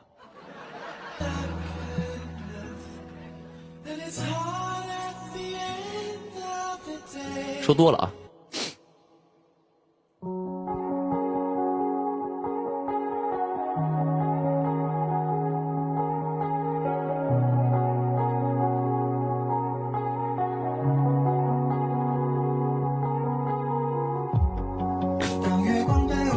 住了双眼，在海面飞腾前看星星走远，在太阳升起前我该往哪儿变？去得远何时才兑现？孤独也是一场巨大的勇气，所有的情绪都埋葬了心底，然后自己对自己说不在意，又回到原点。我的宇宙已经足够，请你不要随便就闯进来，我不要再对谁产生依赖，我不想再爱，这是一种姿态，你的温柔我能感受，已经决定不回来，说一句我是伤口也不该，有些事还该去。这首歌叫《寻案》啊，也是一个我们这个叫《暗夜与黎明》的一个 OST 啊，这个剧的一个 OST。当然其实这个歌很早就是在因为我在找专辑嘛，我收了一帮一堆 demo， 然后呢收了一堆 demo 我就听嘛。当时其实听到这首的时候我挺喜欢的这首歌，因为我是很喜欢这首歌。然后当时呢为什么没选呢？因为我当时我的设计就是不想让我的这张专辑很忧郁，不想让它很忧郁，然后又不想让它，就是我觉得就是我的那个喜欢程度没到什么呢？没到那个一定要放上专辑里边，但是呢到没到呢也到了，反正当时就很纠结这首歌。但后来两首歌也是，两首歌选一首嘛，我就选了另外一首放在专辑里，这首歌我就没要。然后结果过了一阵这个一个剧找过来，也就是这部剧嘛，这部电视剧《暗夜与黎明》嘛，然后找过来说让我唱 OST， 我说行，你把歌发来听听吧。结果他就发来，我一听哦，这个歌，这不巧了吗？不是，想吃冰下雹子了，这种感觉，就好像那个时候感觉有一点遗憾，这歌没唱到。然后呢，直接就是本来说我做专辑是需要花钱的嘛，结果来了个活让我挣钱了。我就是以前我做专辑我需要付给别人钱，我需要付钱，结果现在是给我钱让我唱，哎，这不是开心了吗？是不是？所以当时就后来就还挺开心的，把这歌就呱呱就给唱了啊。这首叫做《寻案》啊，这歌因为有朋友说这就是你的歌，是。有些歌会有这种感觉，一听就是我的歌，我自己啊。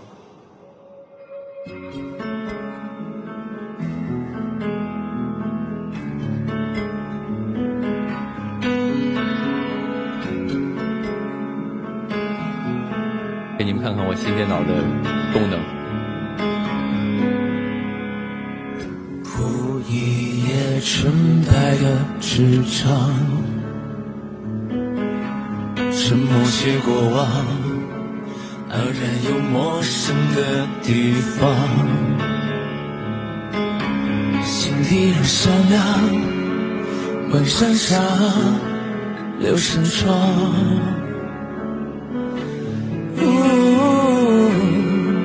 身上像是希望，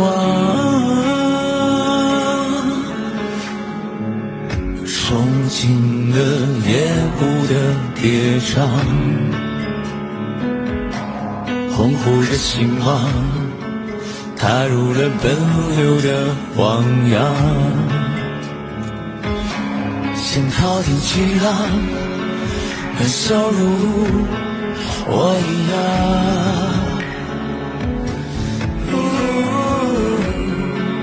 也能够被照亮，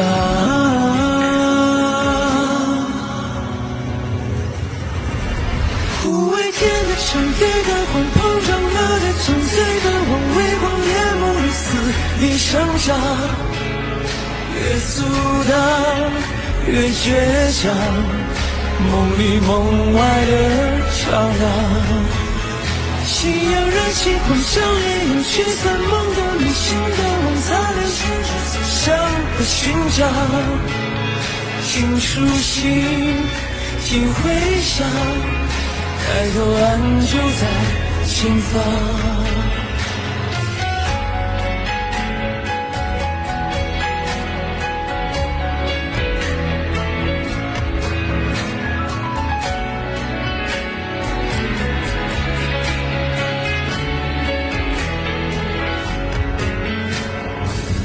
纯净的夜不得跌宕，红湖的心啊，踏入了奔流的汪洋，心涛的巨浪，渺小如我一样。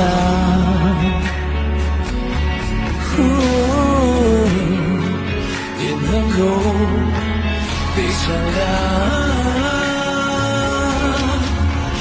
无畏天的场地的狂碰撞了的沉醉的往日，越莫如此一生长，越阻挡越倔强，梦与梦外的较量。夕阳燃起狂想你人驱散梦的迷信的往擦的所想和寻找，寻出息听回响，太多恩就在前方。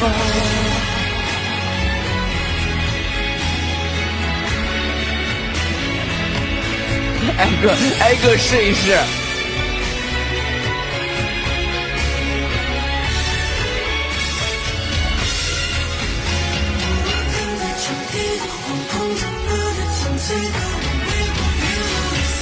一生长，越阻挡越倔强，梦与梦外的较量。夕阳燃起光像泪人驱散梦的玩坏了。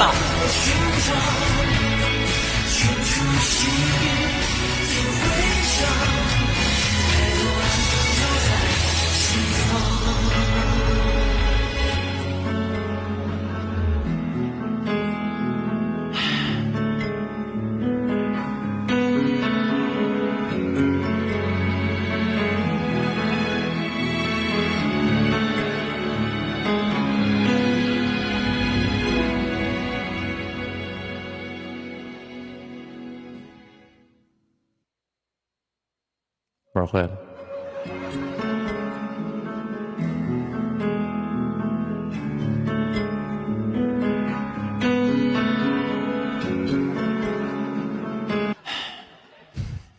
挨个试一试。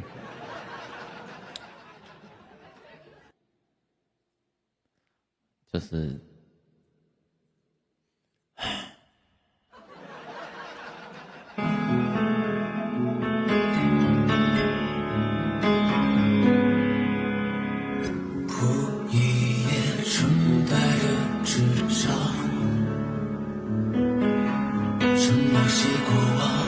太好笑了，有朋友说太好笑了，笑得我腮帮子疼。这么精彩的演出，你竟然觉得可笑？有哪个艺人直播间是搞成这样的？有没有一个正儿八经艺人搞成这样？你觉得可笑？你不应该觉得就是很棒吗 ？Amazing！ 你不觉得就是太厉害了吗？你不应该给我鼓掌吗？安然有陌生的地方，心底仍善良，门关上留扇窗。你这一句话说的，我感觉我自己是个小丑。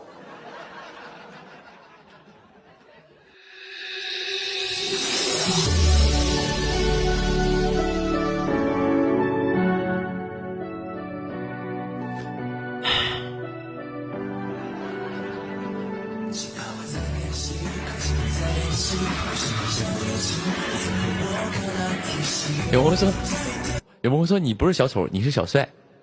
注意看，这个男人叫小帅。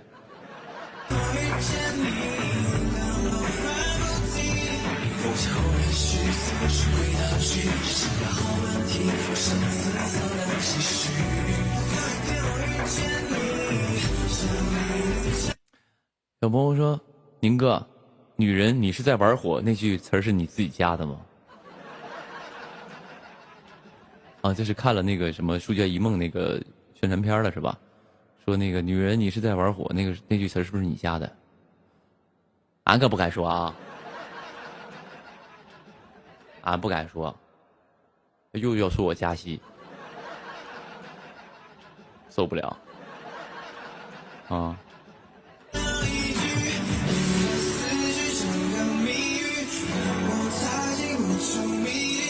搞得我那个戏，搞得我就是莫名其妙的，就是我现在在现场，就比如说我演戏的时候，可能会有一些即兴的东西，现在不敢加。加完回头人把剧本一拿出来一看，没有这句词啊。刘宇宁，你加戏实锤了。刘宇宁，你加戏实锤了。你就是资本，你就是资本，有资本保着你，你哐哐给你加戏。我给我搞出阴影了。但是女人，你是在玩火那句确实是我自己加的。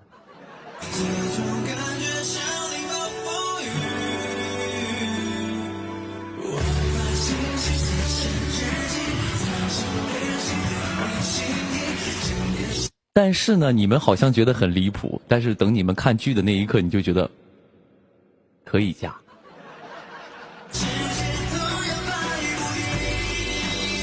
唱给一切手动听的歌曲，听着仅有故事的。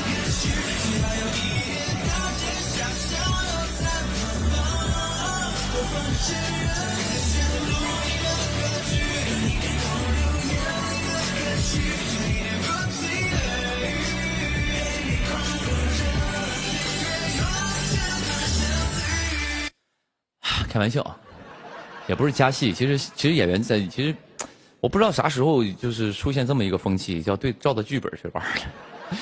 但是其实演员在现场都会有即兴发挥，每个演员都会多多少少都会有，有的多有的少啊，但不可能完全照的，不可能100%把剧本的台词一字一句的说出来，那个东西不太可能。所以演员肯定有自己的理解和发挥和一些即兴的好玩的东西。其实很多戏就是都是即兴出来的啊，都是包括一些玩儿啊，包括一些我们之间的调侃什么，都是现场对出来的啊，现场对出来的，就都是有一场戏，其实比如像一场戏很长，我们可能就很短就给它拍完了，都是一种当下与导演一块商量所产生的一个创作。然后呢，也是，但是刚才我说我不敢加戏，开玩笑啊，不是不敢加戏，跟加戏没关系。我该演我的，我只演好我自己的角色，我不管别的。然后呢，我别的东西不是我能够左右的，我就好好演好我自己的角色。我有什么想法，我会提供给导演。我说我这样行不行？我这样可不可以？一定是经过允许之后我才做的，啊，我一定是经过允许之后我才做的。然后，我会有一些自己的想法，而且我的所有的想法都是为了丰富自己的角色嘛。你作为一个演员，你一定要想办法让观众记住你嘛。你得丰富自己的角色，加一些细节，加一些所有的东西。反正这个东西我不想去跟你们聊太深啊，因为我也不懂。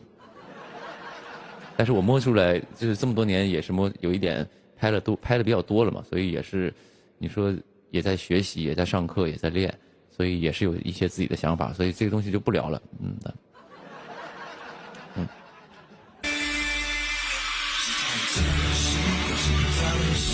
我其实有一部戏，我就不说哪部戏了。导演特别大胆，导演就这样，导演说这样，这场戏呢，你俩没词儿，你俩就坐在这儿，你情景是喝酒，你俩想聊什么聊什么。情景是你们两个人喝酒，你想聊什么聊什么，啊。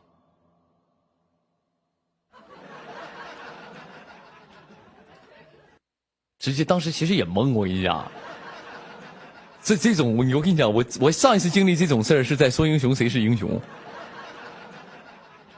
我们李木格导演让我给3种表演，跟考试似的，是这种的。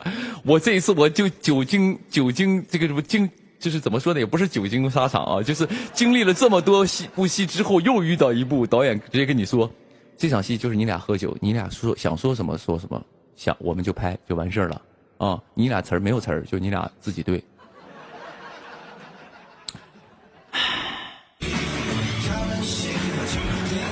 那怎么办？也得硬着头皮演呢，也得硬着头皮搞啊，也得弄啊，因为你当时你知道这个人的身世是啥，你见到这个人该说什么话，你俩在喝完酒之后会吐露什么心声，会聊些什么东西，那你都是本能啊，你得演员得有脑子呀，对吧？那没有剧本啊，那个时候没词儿，你说什么你得琢磨，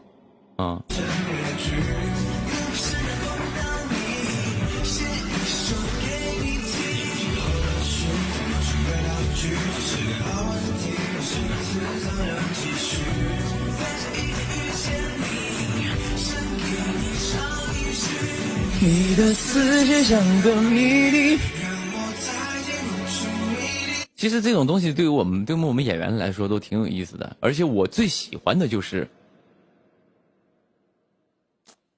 允许我即兴的这种导演也好，或者对手演员也好，因为我反应有的时候会稍微快一些啊，就是也不是反应快，因为我直播多了嘛，从语言上接话什么的东西就稍微会快一些，所以有些现场即兴的反应反而有的时候是准确的，且好玩的，且真实的啊，所以有的这咋了这是？所以有的时候还是有一些即兴的东西，但是我就不方便告诉各位了，否则到时候又是我加戏。反正到时候你们就看吧，看我演的戏就行了。就是我说我刚才那番话只是跟我自己家朋友说的啊，没有任何别的意思啊，只是跟我这帮粉丝说的啊。朋友们，你们没发现现在就是上任何颁奖典礼上也有一些规则吗？就是粉丝不让说粉丝。得说歌迷，谢谢。所以我说在这里呢，感谢我这些歌迷朋友们。人说尽量别说粉丝，就说歌迷。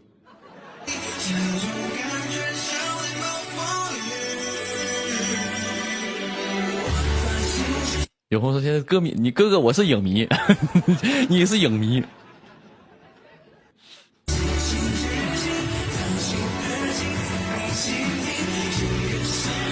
我看你像色迷，还影迷。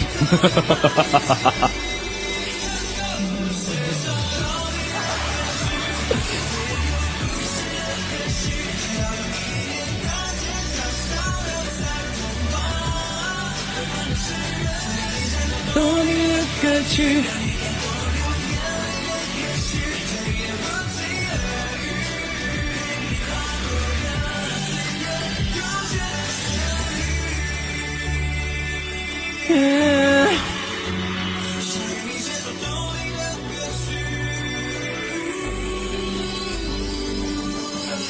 有朋友说宁哥，你为什么胸口有疤？我胸口有疤，你都知道？你是给我体检的大夫吧？该不会咱们直播间有体检的大夫？我胸前有疤，你都知道？哪有疤？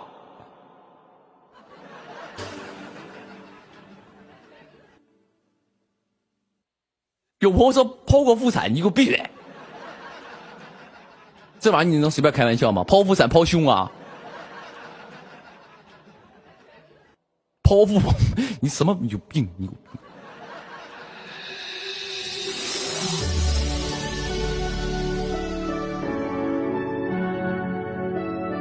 有朋友说我知道，就跟那个希拉那张合影上嘛，就是开的有这个胸口开有点大，是有一个黑点儿。事到如今，既然你们知道了，我就跟大家说吧。很多朋友已经发现了我其实这胸口上有一个所谓的疤痕嘛。当然有朋友开玩笑说是剖腹产呢，怎么可能呢？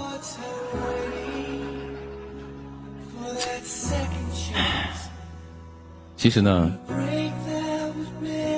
这事说来话长了。但是咱们长话短说，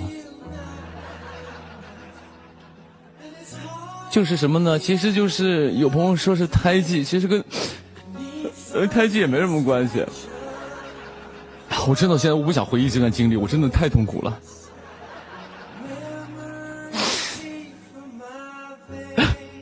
胎记，别人的痛苦在你嘴里就这么轻易的说出来是胎记、剖腹产，你们。这事吧，要从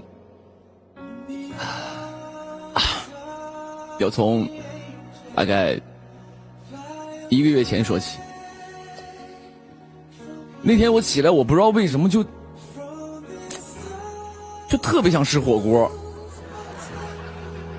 也不知道为什么就着了迷，就想吃火锅。于是乎，我就跟我的团队们说，我说今天我无论如何都要吃火锅。他们说可以啊，老板，吃什么火锅？我说咱们就吃点辛辣的。然后我们就去吃火锅去了。吃完回去没过2天，这里起个火疖子，特别痛苦，然后也不消，一直在那儿，最后成了一个非常深色的一个痘印儿。别跟我说这些，我说想起来我就难受就难过，这火锅吃的真的是没必要。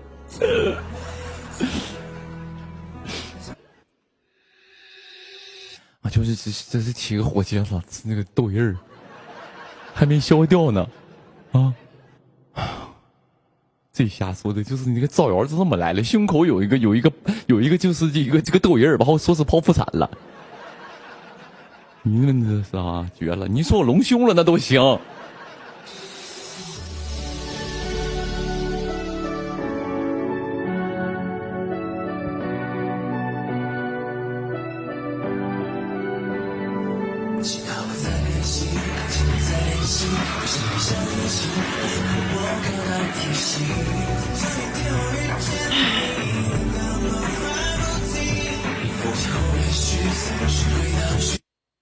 好，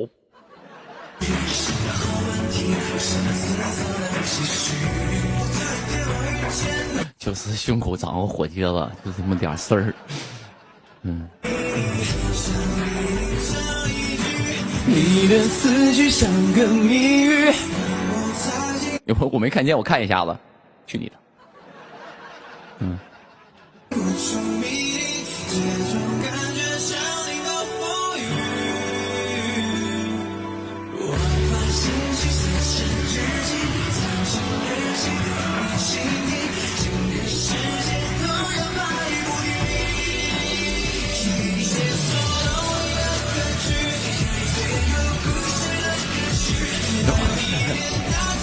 有朋友建议我说，下次吃番茄锅。行吧，我尽量，我也不知道，希望下回吃吧，下回吃番茄锅，我吃清水锅吧，啊。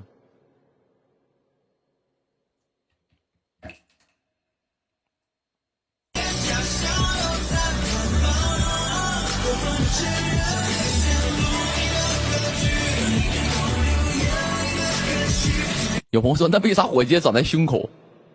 你问他，你问我呀？他长哪跟我商量一下，说，哎，我这个哥们儿，我长胸上行不行？就这边起个火疖可以吗？他问问我。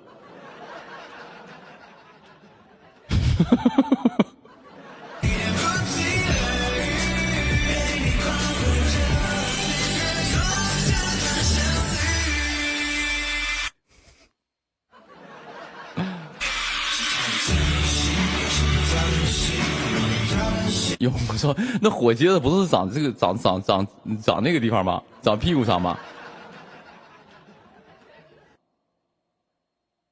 我好歹是个歌手演员，我在直播间跟你们聊火疖子长在屁股上还是长胸上这个话题，我们要聊下去吗？因为要继续延伸吗？还是说咱们就是很正经的从一个医学的角度上来，咱们就探讨医学的东西，就是我们这些平民老百姓对医学的了解，是要讨论这个点吗？我会不会就是讨论这个火疖子长屁股上和长胸上，这个会有损我的商业价值？会不会有？会不会有损我的商业价值？就在这个行业里的一些接活的一些地位？会不会？这是不是？算了吧，不会是吧？不会影响。啊，是，那我就跟大家探讨一下，我这个人上火往上走，不往有些人上火是往下走。我这人上火往上走，比如说脖子后面起痘，啊，脸上起痘，啊，这胸上起，啊，下面就是有火是分往上走和往下走的，就是比如说你喝酒上头和下头，是这个道理啊。你仔细想，你就有点生活的人应该就明白啊。有的人是上头，有的人是下头，啊。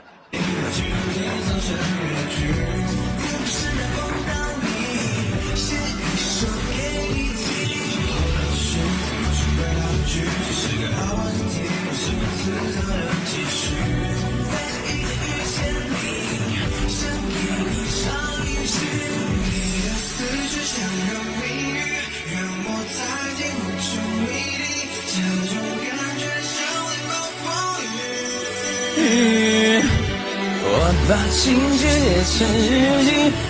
可因为我好多天没直播了，相信今天进到我直播间有很多新的朋友，一进来听我，你刘宇宁平时我当时我是看你剧或者看你舞台了解的你，结果你在直播间里聊这些玩意儿啊！结果你原来是就在节目上人模狗样的。哎，老师好，老师好啊，老师好，这首歌真的很好听哦。多谢老师好，哎，你好，哎，你好，啊，这个真不错，节目上人模狗样的啊，剧里也是义正言辞的，给我退下！我告诉你，这件事你就不能这么做，义正言辞的。下边就是一进直播间聊上火，聊人上火了怎么办啊？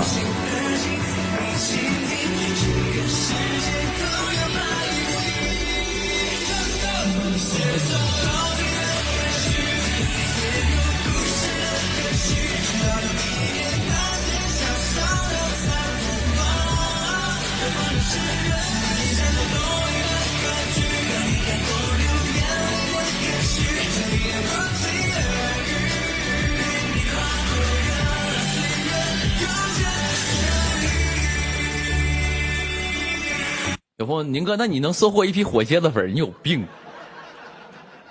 你变态！你实在都没东西粉了，你粉一颗火蝎子，你有病！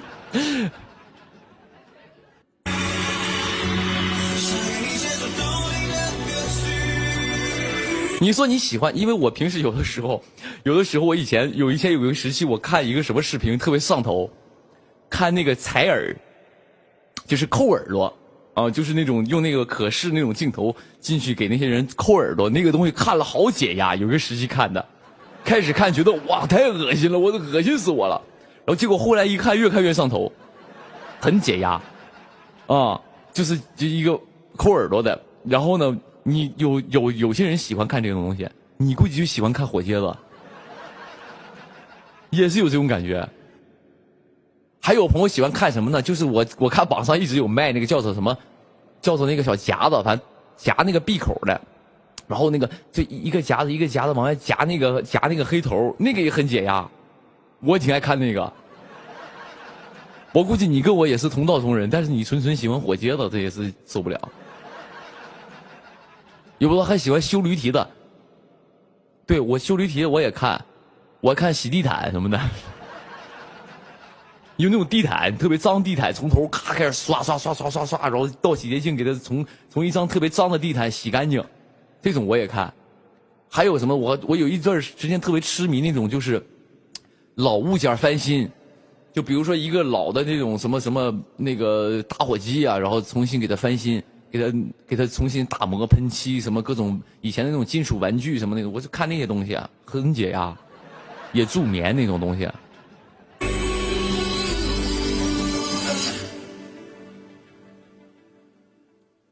赶海我也看了一点，但是觉得赶海那个我不太感兴趣，因为小时候妈妈对我讲，大海就是我故乡，我从小就出生在鸭绿江边，所以对那个还好，对捡什么蛤蜊、捡那些鱼鱼虾蟹什么都还行，因为我小时候也去捡过，也去捞过鱼，我就在河边嘛，在江边嘛，嗯。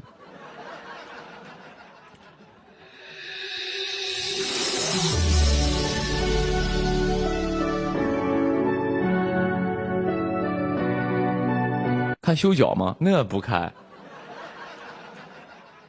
那个不太看，那个没看过，我不。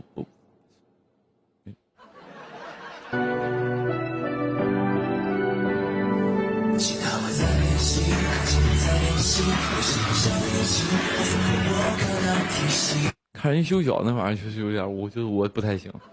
修驴蹄的我能接受，但我去看人修脚，我这个确实我就是不太行。嗯。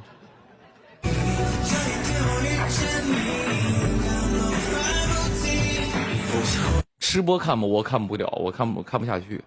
啊、我不喜欢，就是我不是不喜欢，就不想看啊。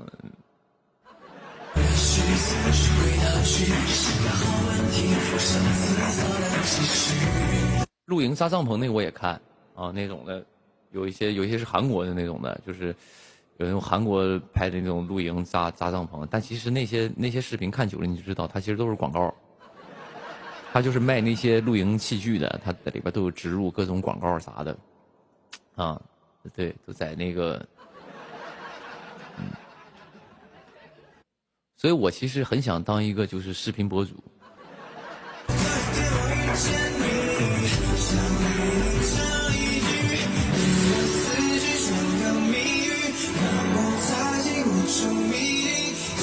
然后我很想做一个视频博主，因为其实视频博主朋友们，你们可能不知道，很赚钱。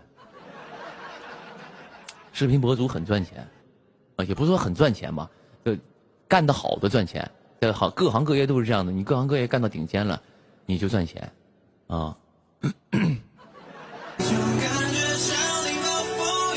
可以做吐槽的。我不是前一阵被一群那个 UP 主好顿吐槽吗？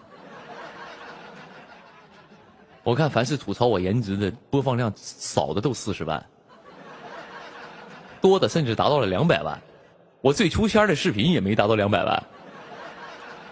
吐槽我的就是哐哐就是随便啊，都不用说一个专业的 UP 主，哪怕是做个视频，就带一个什么呢？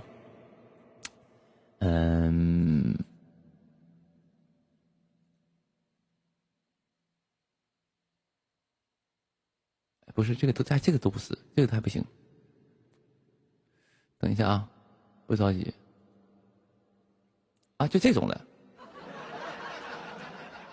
哎，就这么一个头，朋友们，我跟你们说啊，就是我是觉得，这刘宇宁他有什么勇气去拍的孤偶呀？啊，你说他哪来的勇气呀？啊，你说是不是啊？反正就是哈。你说他怎么配跟人搭戏啊？就这么一个特效的视频都有20万播放量，所以我对那个 APP 非常的失望，我基本就是已经就是半卸载不卸载，已经不打开了。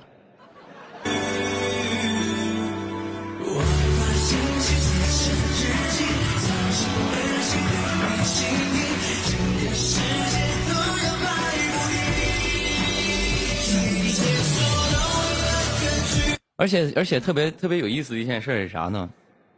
就是因为我以前也喜欢在上面看一些视频，看一些就是有一些 UP 主对影视剧的吐槽，就说这个影视剧这个剧情写的很离谱，怎么或者这个演员演的不太好，我也是偷偷看，我不敢明目张胆看，怕被我朋友们发现，就是跟我绝交。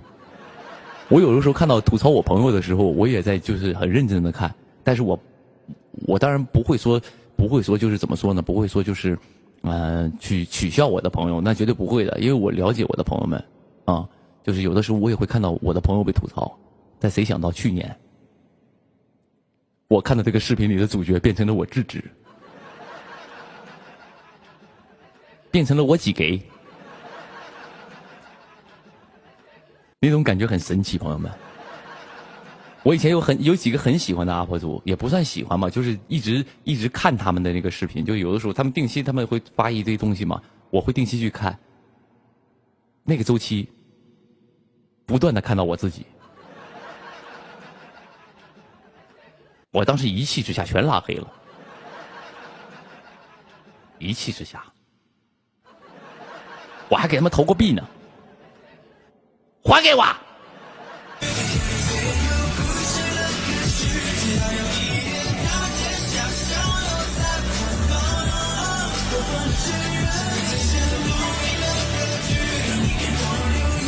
把我的会员还给我！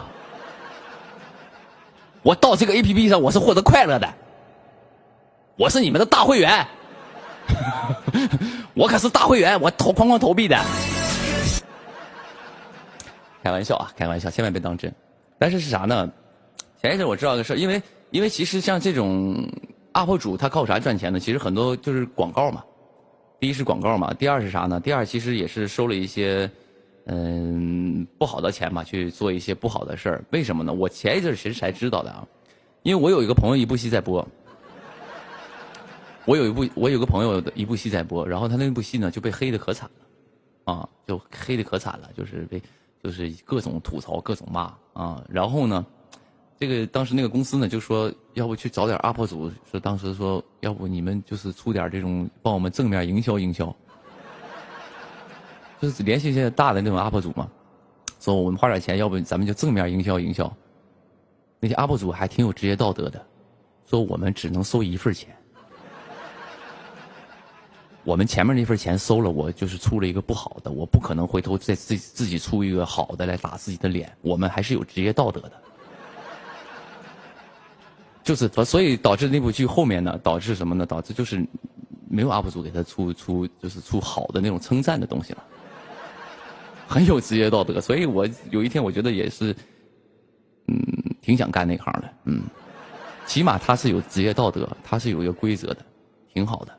啊，就是收了一份钱，绝对不收第二份。他不像有些代拍，有些代拍呢，拍了一组图之后卖给一些粉丝之后，他卖第二份，这种就没有什么道德。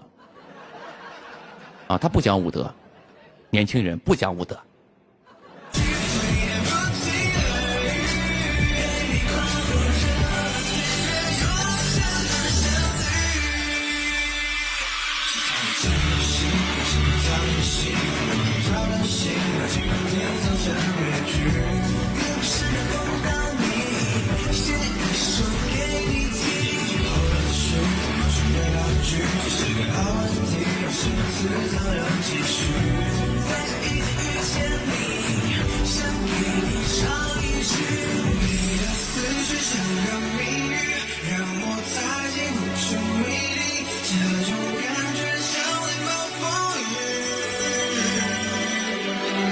把情节写成日记。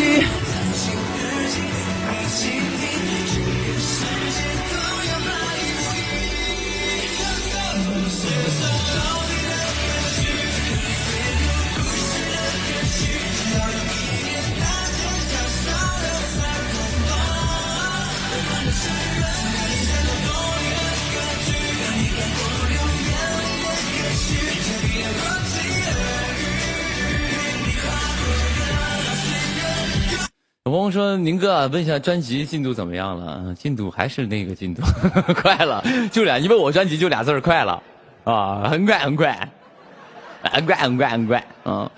专辑在做啊，在做。因为现在我最近也上了个音综，你们也知道嘛。然后你去音综，你就大概知道这个行业其实选歌很难。能上那个节目的那些制作人已经是很厉害的了，已经就是行业里都是有名号的。你想想，我好多都合作过。”好多都合作过，你想想，他们手里我也经常跟他们要歌，然后呢，经常跟他们要歌也要来吧。你不是说人作品不好，只是说不适合我，啊，有些我也得挑我喜欢的弄啊，我也不能说哐哐我不喜欢就发呀，那也不行啊。所以我很难遇到喜欢的，遇到了呢就留着就唱，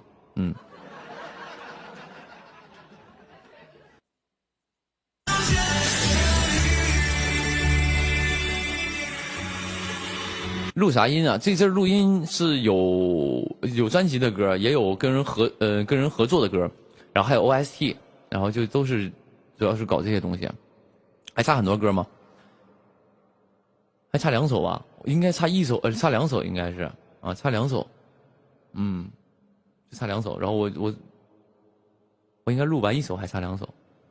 然后我前2天我就要了跟一个朋友要了一首歌，那个歌我在考虑。要不要搞一下？犹豫呢，反正没事儿，很快。反正我最近也有，你们有歌听吗？我都是没事就发一些那个 OST， 而且过一阵播的剧基本都有我的 OST， 包括珠帘嘛，包括好像《大梦归离》也要播了吧？是吧？我看啊，我确实不知道内部啊，我只是看网上说的。我也是通过一些营销号得到的消息。我通过一些营销号告诉我，珠联要播了啊。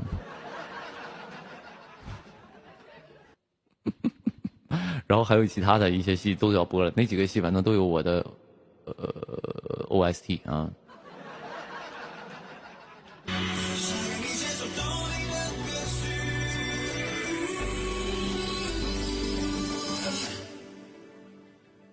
珠联什么时候播？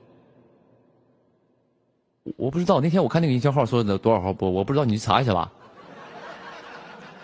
我他妈不知道，我都是通过营销号才知道的。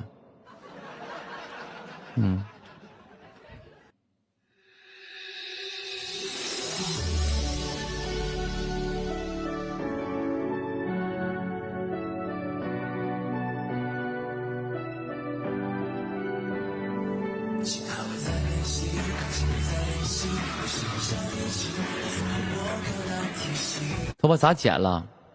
没有，就是干净利索点嘛。然后这阵要那个挺多活的，所以给它修的干净利索点。没事儿，我这是故意的那个弄了个小中分，显得嫩一点，啊，显得愣一点，也不是嫩一点，特别像二凳子，现在特别像一个二凳子，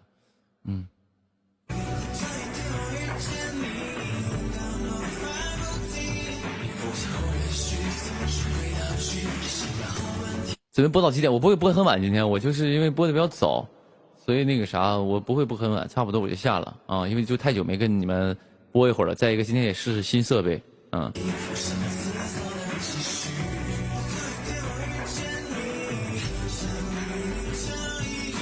你的四季像个雨。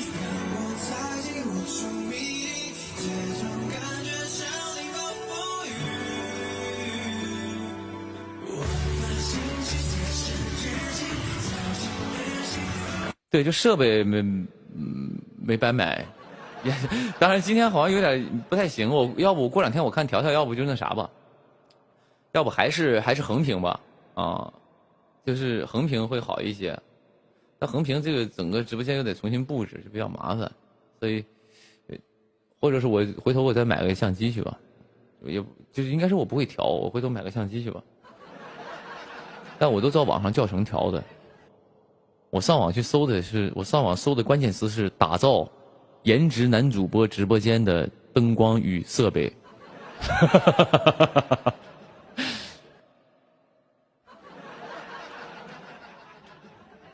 不是啊，开玩笑。我上网搜设备，然后点上就给我推荐说，颜值男主播的灯光是如何设置的。我进去哐点的一顿偷学，啊，一顿学习，一顿买灯，买的各种东西，啊，但是结果发现不太行。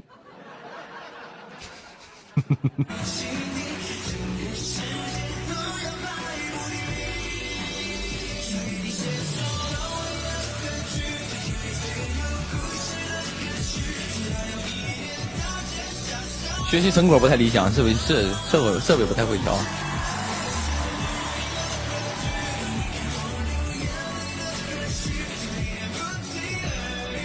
有朋友说：“宁哥有专门调试设备的。”我调试设备直接不得开摄像头，人不给我印出来了吗？人直接嘎给我印出来了。我戴头套调，戴个头套，戴个蜘蛛侠头套，我好像认不出来，我就嘎的调完了，那不白调了吗？不就是想调成一个颜值男主播吗？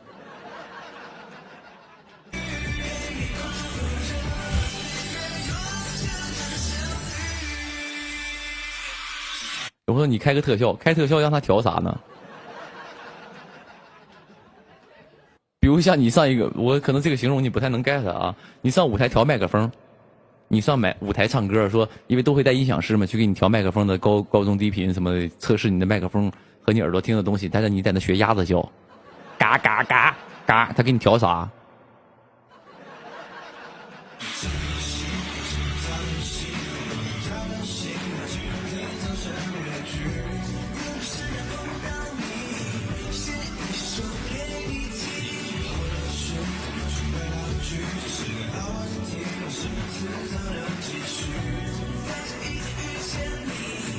好喜欢你跟涛姐演的《做自己的光》，还行，还行。哦，就是那个戏不多，但是拍的很开心，那部戏很开心，而且我就觉得收获非常多，就是那个算是我第一部正儿八经的现代戏，就是现代戏第一部，但是你会发现就是很棒啊，就是你跟他们拍戏，你就会觉得你能学到很多很多东西。你能学到很多很多东西，所以也收获满满，也拍得也很开心。涛姐非常照顾我，然后跟她也相处得非常熟悉，所以你看我们后来包括剧圈的时候直播啥的都很熟悉，也开玩笑什么的，挺好的。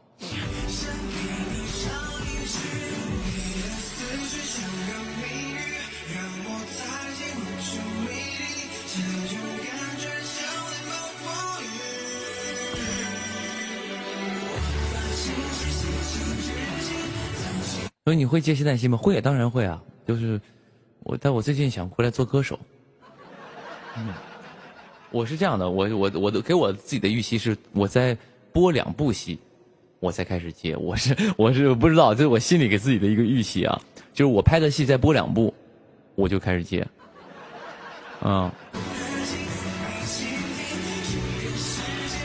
所以现在可以先回来做歌手也挺好的，因为我还有很多我的歌迷朋友们呢。还有很多，刚才有影迷，有色迷，肯定还有歌迷朋友们嘛，还有刚才那个叫智迷，不是智迷，叫豆迷啊，豆迷啊，不叫豆迷，叫火街迷，什么东西，什么东西，反正就是，对，就是我还有歌迷朋友呢，所以回来当歌手也挺好的，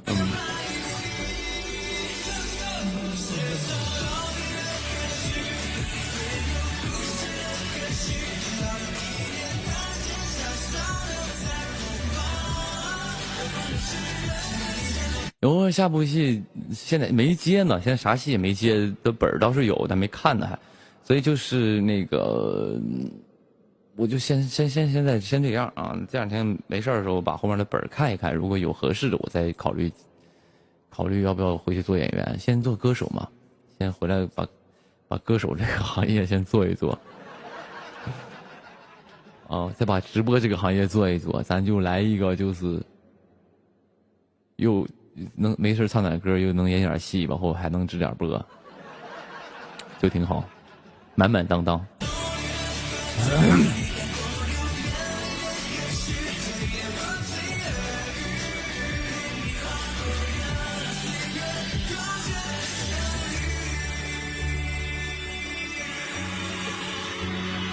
有朋友说：“宁哥，舞台上你可真是耀眼。”现在一般是吧？现在就是不是那么的闪亮。我开个特效呢，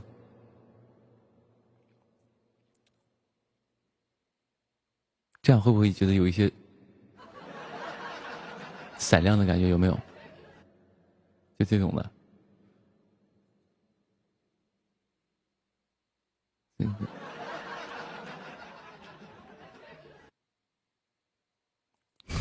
这什么？还有抠图呢？这个，这是有舞台感。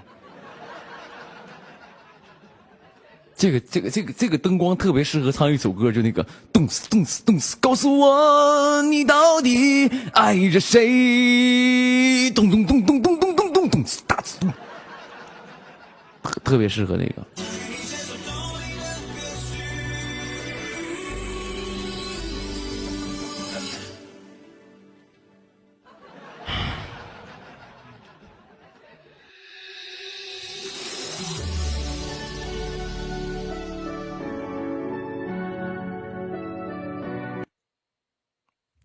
其实这首也适合。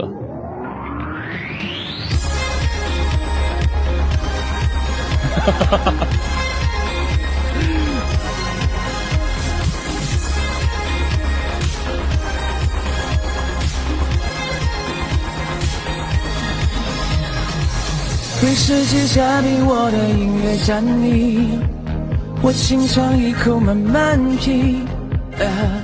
醉人的从来不是酒和咖啡，而是你浅浅的笑意，是你那浅浅的声音，是最动人的旋律。今晚的夜色和你都令我深深的着迷。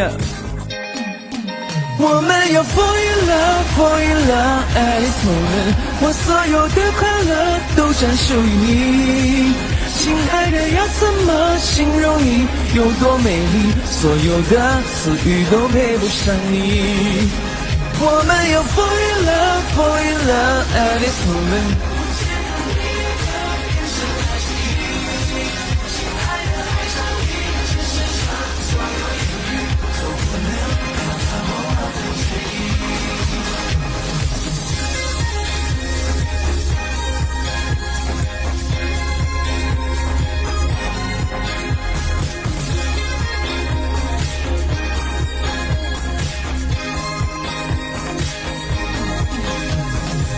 被世界嘉宾我的音乐占领，我轻尝一口慢慢品。醉人的从来不是酒和咖啡，而是你浅浅的笑意，是你那浅浅的声音，是最动人的旋律。今晚的夜色和你都令我深深的着迷。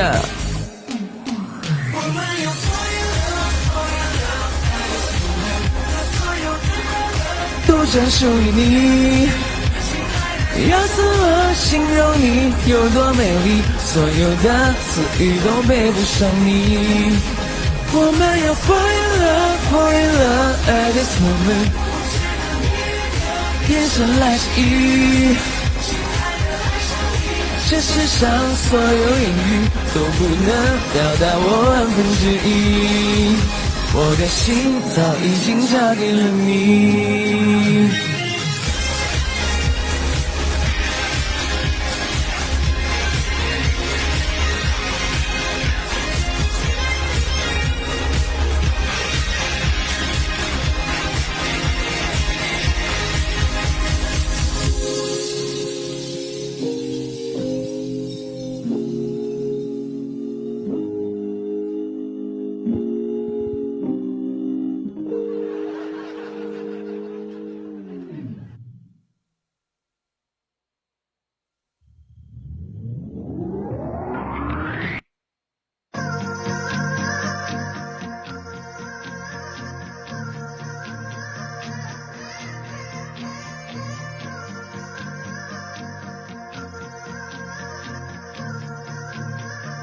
泡水里了，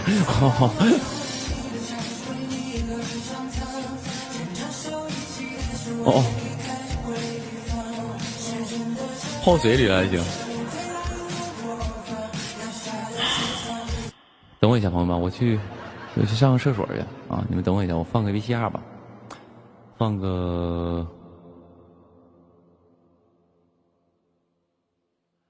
VCR。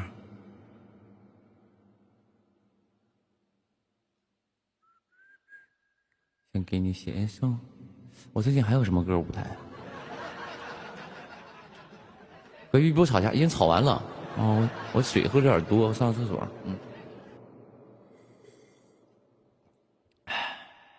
青花呀，哦。紧紧握着青花，心无雕刻着寂寞。就好像我无助的魂魄。等一下啊，朋友们，等我调一下。对了，我想起来我买了个东西，我还没展示呢。等会儿啊，等我一下。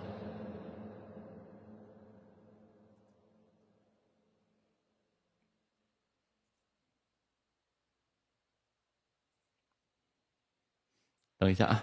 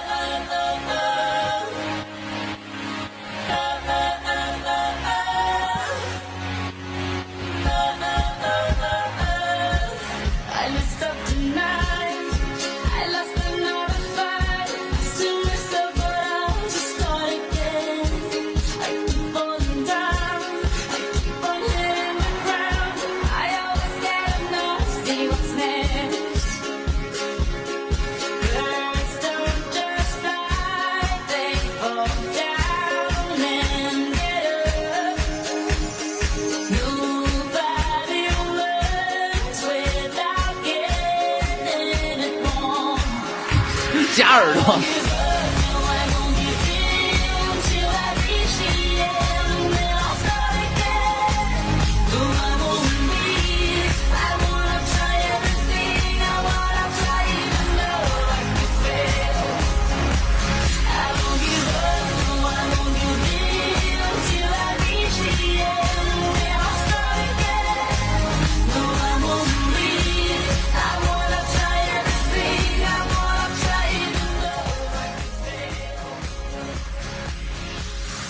小朋友们，你们好吗？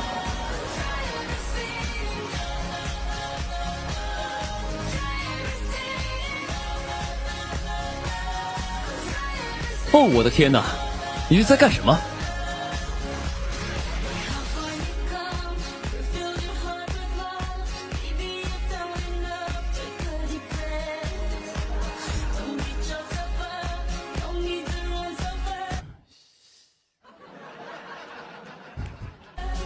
就当时买了俩，买了那个兔子那个帽子也买了，这个也买了啊、因为上次去那个迪士尼的时候没买，然后当时是没有断货了还是怎么的，我忘了，反正后来就没买，然后这次呢就去了就都买了，嗯。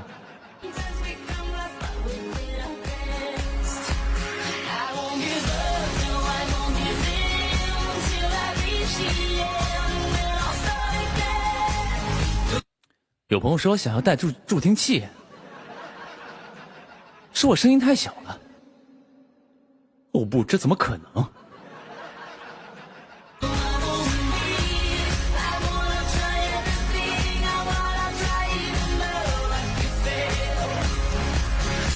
我看我还是劝你，好好去掏掏你的耳朵吧。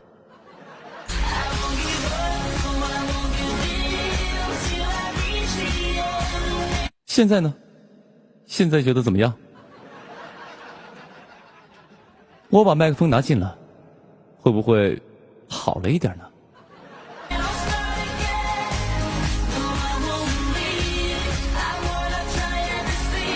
突然变得好中二。那你？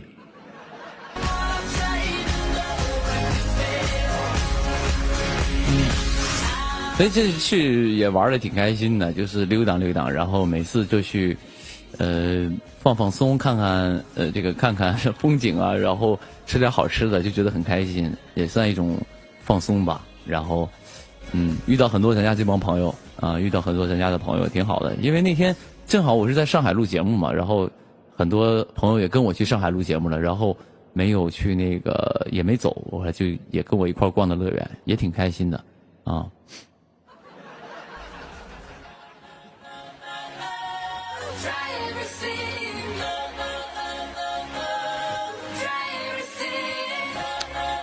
然后你合照合累了吧？累倒还好，就是你知道吗？就是怕，因为那天人比较多，我怕到时候一堵在那儿，影响人交通，影响人乐园。我们到了，其实你说你再大明星，你到那里边，咱不说，我也不说我是明星啥的啊，就人家找我合照，那是就是，其实说句实话，就是其实也是看得起我嘛，对吧？就给你脸，说你来照个相行不行？我能说不行吗？对吧？都行。可以，我也不是啥明星，照呗啊！但问题是啥呢？你在那个里边，你整的跟个明星似的。你明星再大，你能有人米老鼠名气大？你能有人唐老鸭红？是不是？咱别在里边张牙舞爪的，整个大明星里边还跟人合上影了，在那儿，那不太好。人家在里边合影的都是那些琳娜贝尔，这种的，是吧？我多大明星，在那边别跟人合影了。但是人要合那合，但是我主要怕那个路比较堵塞，然后而且我想逛一逛，我真的想悠闲的溜达溜达，但一会儿过来，确实也让我有一点想要逃离，所以后来也没怎么玩好，我就走了。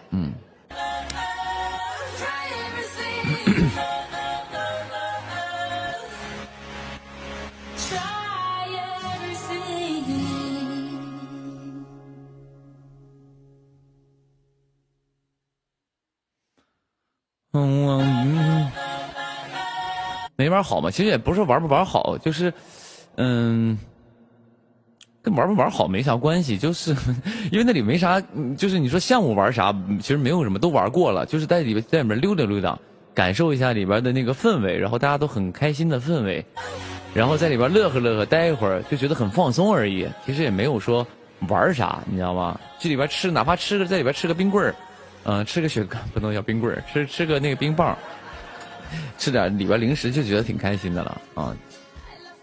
有朋友说林哥，那你下次偷偷去，所以我这次是通知谁了吗？我这次是发了微博通知谁，我说我去了，没有，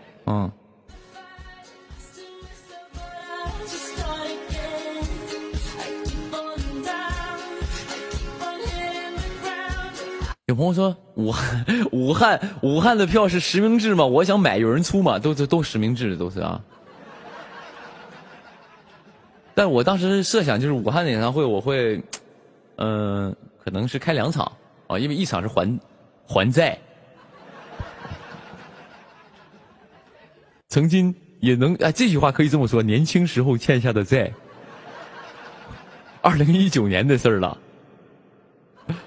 2019年的事儿，然后我刚刚不已经讨论了吗？我说那个当时卖的票，可能有些朋友都已经脱粉了，脱粉完后那个票都是实名制，也导不出去，他可能也忘了。结果那场虽然票卖光了，但现场坐了100人，也挺逗啊，也能挺好玩。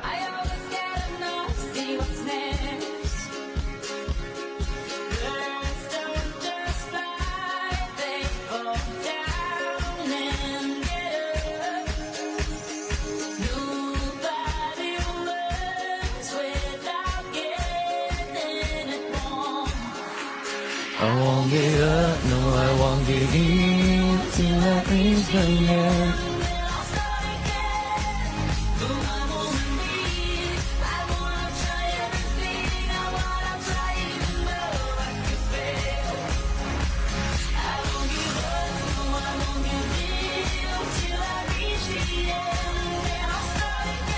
I 我说丁哥，我没票能进去吗？我没票能进去，我不知道你这句话说是什么意思？就是你是在尝试跟我打感情牌吗？说宁哥，那个我是学生，没有票，我能进去吗？你好像就是那种闲鱼里边卖货遇到那种顾客，这个东西卖5000，你说我是学生，500行不行？我不知道，我不知道行不行。要不你这样式儿，我确实我不知道，因为我看演唱会一般都是带票去的。你不是没票吗？你看能不能进来？这样你去门口试试呗。你去门口试试，然后那个啥，你就跟人那个检票的，你说我没有票，我能进去看吗？你问问他，因为门不是我看，我不能在门口检票看门那种的，一个一个往里进那种的没有，你得问他。我不太知道，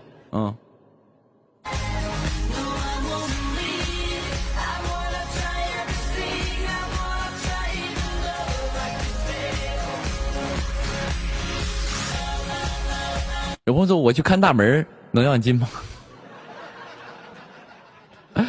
你的意思你干检票那个？那你进去了之后，那门谁看呐？你进去那门谁看啊？那没人开门了，那不哐哐往里进了？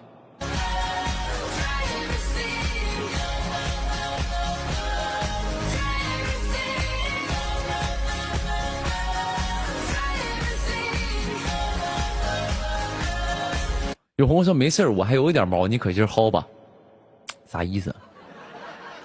这个朋友意思就是没事放心吧，宁哥，你就他其实想说好话嘛，他想说宁哥你放心吧，你开演唱会吧，你开演唱会，然后那个啥，那个我兜里有点钱啊，我会买票去支持你的。他其实想说好话，但是呢，他想跟我俩抖个包袱。你想干这个脱口秀演员，你好像你想。你是不是最近那个脱口秀大会你看多了？你想抖个包袱，想当时就是炸一下场。宁哥还行，你放心吧，我还有点毛，还能让你薅。就意思我是办演唱会，我现在在割韭菜薅羊毛，这样是吧？你这话就是这个包袱不太响，我跟你说，不太，就是跟开不开得起玩笑没有关系，就是不太好笑。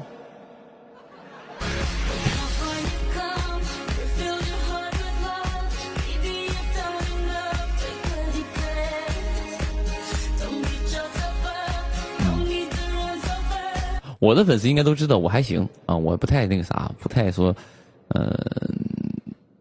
薅羊毛啥的，我确实也不太好意思干这件事儿，确实不太好意思，所以我基本上我出的歌都免费嘛，然后我也不接商演啥的，也不那种乱八七糟的我也不弄啊。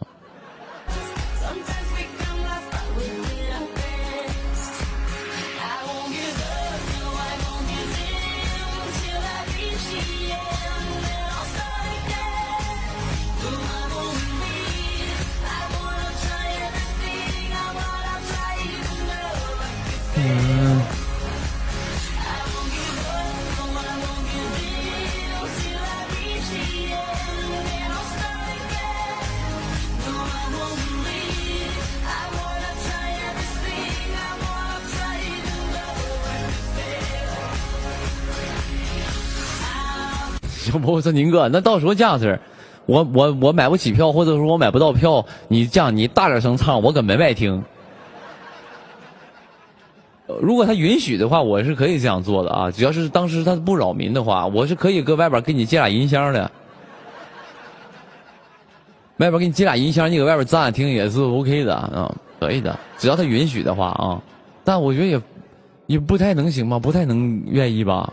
因为如果你说我是开体育场那种的，可能还行，我又开不起体育场，然后那体育场露天的，可能音儿能传出来点啥的。但问题是我可能都是体育馆的那种的，因为都是封闭式的，讲究就是主打一个隔音，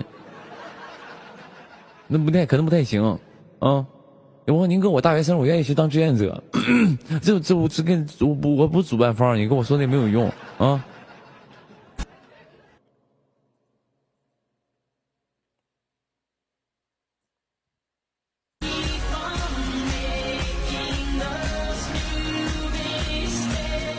说宁哥，你爱看脱口秀吗？我还行，我没看过，没看过现场，但以前看过那个一点，比如说刷视频能看到点那种段落啊，但是我没去看，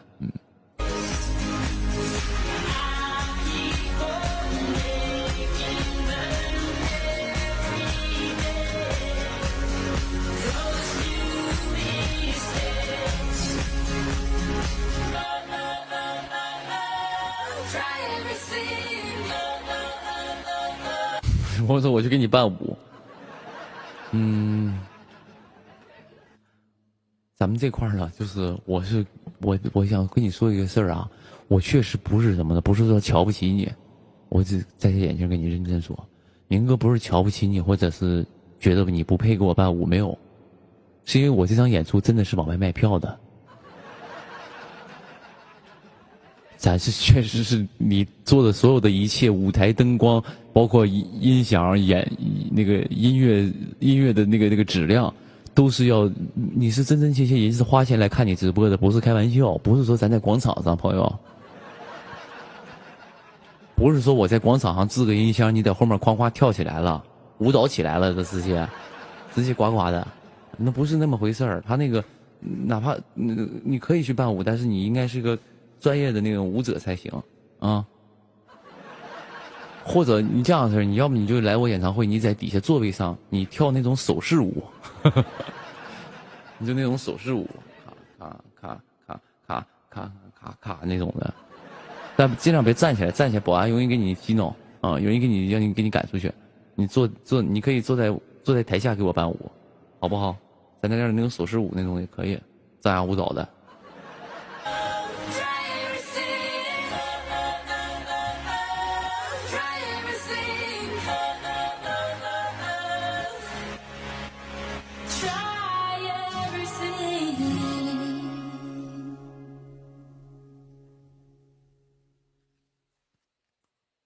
学生证能打折吗？啊，学生证能打折吗？就是我票这个地方应该是打不了折吧，我不知道啊。但是你通过你可能买火车票的时候能打折。你到那个地方，比如说我在哪开，你坐火车来的时候，学生证应该是能打折吧？不清楚啊。我因为我没有拥有过学生证，确实是这么回事。我长那么大没拥有过学生证，所以我没使用过，所以我不知道。因为我都在当地上的学啊，也没上过大学。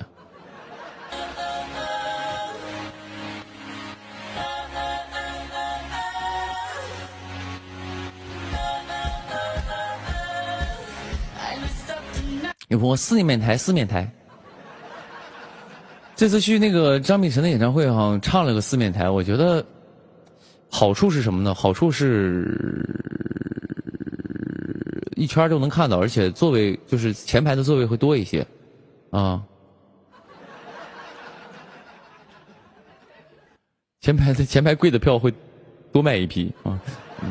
然后我说这个开玩笑啊，我说就是可能我感受的就是四面都有前排嘛，都有第一排嘛，你不能说这面东面这个不是第一排就不是第一排了，对吧？你有四面的第一排呢，比如说你开三面演唱会，你只有前面那2趟啊，前面那一趟长溜，你肯定要少一个少很多前排的票，啊，所以呢，就是好处我觉得可能就是开个玩笑啊，好处就是可能会距离会近一些，有更多人会离你特别近一点，啊，所以呢，可能是好处是这个，那坏处是啥呢？我觉得就是我不知道坏处是啥，反正我是不太适应，因为我那次给他就是算客串吧，拍戏了客串，给他当嘉宾嘛，然后我就会觉得我一直要溜达，我要从这面溜达到那面，再从那面溜达到这面，我相信那整个演唱会我全在溜达，我就可能不太适应啊，所以以后开不开四面台以后再说吧，我现在可能还接受不太了这个四面台的一个效果。我唱不累，我溜达就累了。我有可能做个延伸，可能是走到观众里边那种的可以的。但是你如果让我就四面溜达，跟逛街似的，我不太适应。嗯，我还是需要后面有一个大的屏幕啊作为背景，然后上面有一些什么东西啊之类的，我不知道。嗯。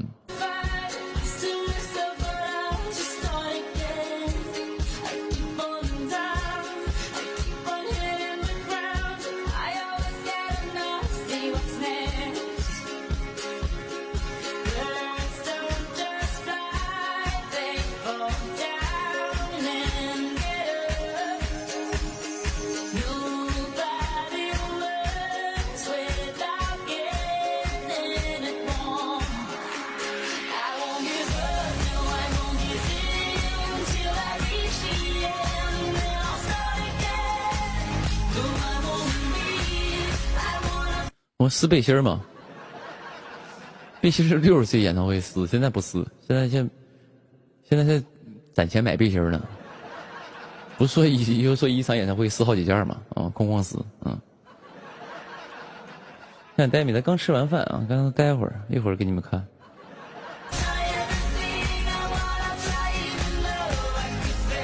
有朋友说有火疖子，现在不能撕。等我火箭好了撕是吗？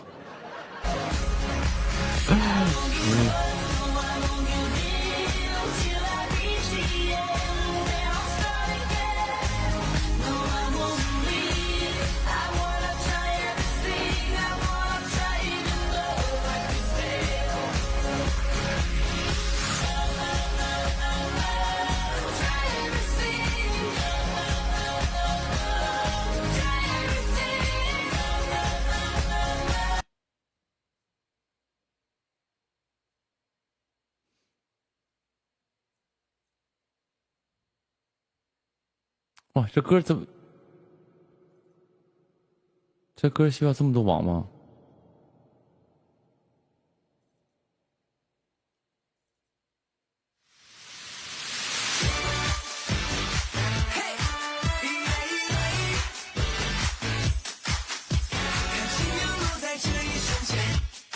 期待惊喜再靠近一点，从今天开始不断向前，抓住每分每秒几秒无限。看着有朋友说音乐节好玩吗？挺好玩的，我觉得挺热闹的，挺好的。然后不知道说什么，因为就挺好的。挺好的，没有什么不敢说，没什么想说的，就挺好的，挺热闹的，大家去热热闹闹的，但有一个问题是，算了。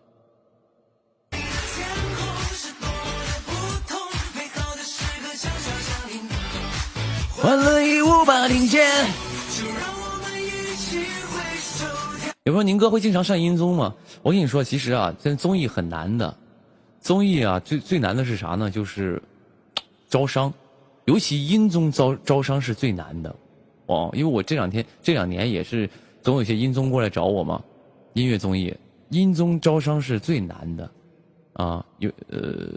所以就是你这个节目没有没有那个投资方，你这个节目就开不起来，就是这么回事儿。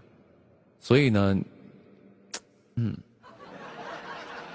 所以你看这几年音综没啥音综，我最近录了那个我们的歌嘛，我们歌你算是东方卫视的一个老字号品牌了，东方卫视老字号了。然后还有一个就是音乐原计划，音乐原计划那个节目真的很好，我觉得它好的点不是在于说我自己录了，然后我要去夸它或者怎么样的，不是因为我录了我才觉得它好，是因为它真的在做一件非常有意义的一件事儿。我觉得，首先里面的嘉宾都不错，对吧？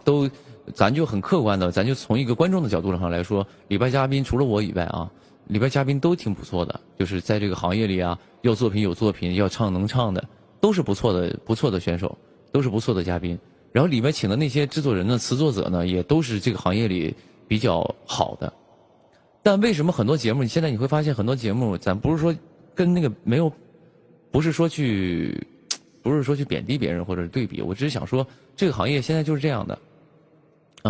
都在做翻唱，一直都在翻唱，都是老歌翻唱啊，这个歌翻一下，那个歌翻一下，就很少有，就是已经多少年没有原创音乐的节目了。你想想，已经多少年没有原创音乐需要更多人去发掘新歌或者分享新的音乐这种的，而不是说通过网络一个短视频火了一首歌，这首歌就一直被传唱下去啊什么的，就这个火个1周半个月的就完事儿了，就不是这种的。所以现在去做原创音乐且高品质的原创音乐的节目基本是没有。你看多少年没有原创音乐节目了，所以这次音乐原计划能搞这个节目，其实我作为一个歌手来说，我没有说一个行业使命感，但是我从我的一个歌手的一个梦想，就是我这普普通通的一个小歌手的角度说，我觉得这个节目是很有意义的，而且它是很有勇气的。因为做翻唱吧，你找那种稍微火一点的歌，我们来翻一翻，它起码有个底层热度，就跟拍戏一样，你买个有名的小说 IP， 哎，为什么又说到戏了？算了，不要拉太多行业进来。就是我说那个意思，就是比如说你翻唱，你找个很火的一首歌来翻一下啊，大家都听过这个歌，对吧？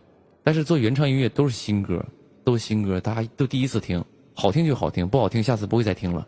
有些歌可能听个3、4遍，你不断的这个小视频，你一顿听，你不喜欢也喜欢上了，也熟悉了。所以我觉得他这个节目是很有意义的一个节目啊，很有意义的节目，所以我去录那个节目是很开心，也很认真的。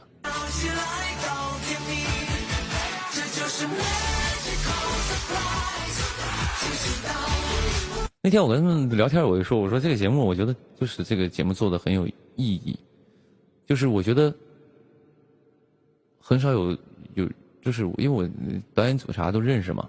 就是江苏跨年的那帮那个哥哥们很照顾我，然后我就说就很有意义，就是他敢做这件事儿，且做成了，且把这个节目做成了，而且还不错，反响啥还不错，我就觉得就很有意义，哦，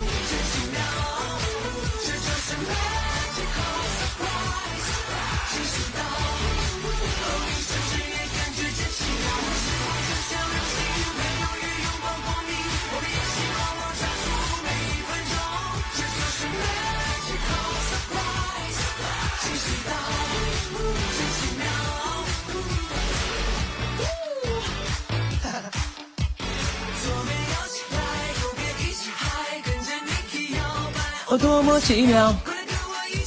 魔法棒飞起来 ，baby 比巴黎利普比我更酷。明天唱偷心，谁告诉你的？不要胡乱揣测我的舞台。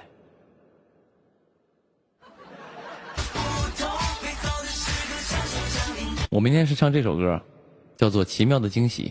所以我现在在这听这个歌的原因，就要练一练。欢乐都无法停歇了。彩排已经发出去了，我看到了，那个彩排是故意的，那不是那是串烧其中的一段而已。我明天唱的是串烧，我明天唱18首歌，那只是其中的1首。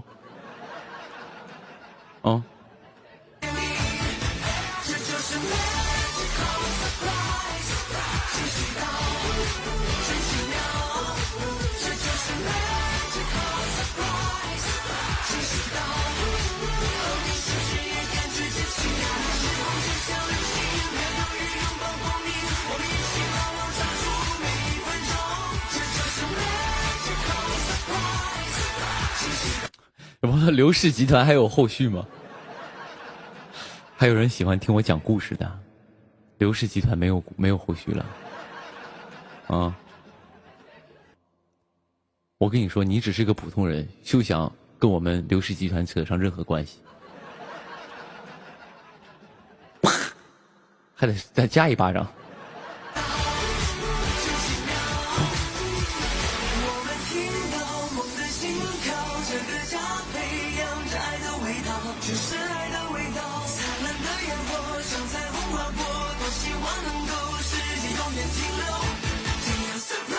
我说宁哥，你换新耳返了吗？你们的细节看的就太清楚了，这么大个耳机能看不出来是新耳返吗？这么大一个耳机在这儿，我感觉跟那个冬天过冬似的。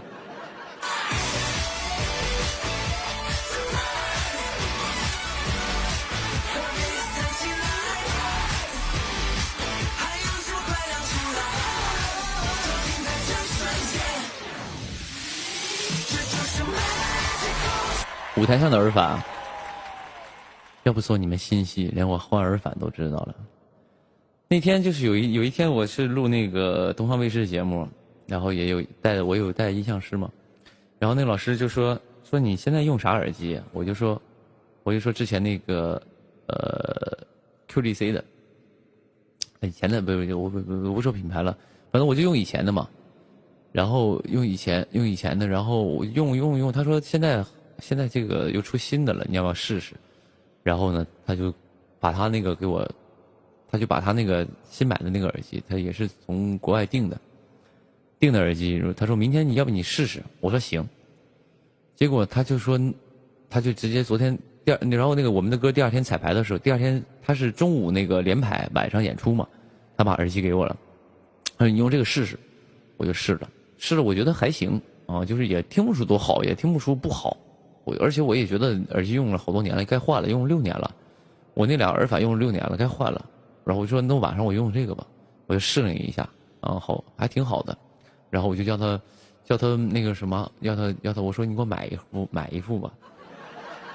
他就给我买了，但是他人要送我说别送，我说别送，因为挺贵的那个耳机，那耳机也不便宜，我别送了，所以换了个新的耳返，那个耳返比较适合现场，比较适合现场。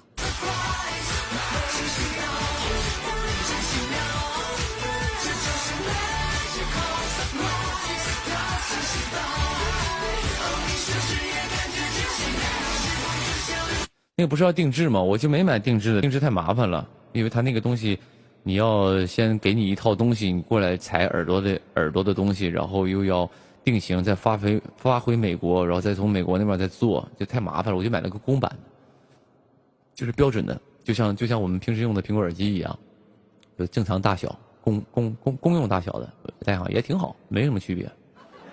啊。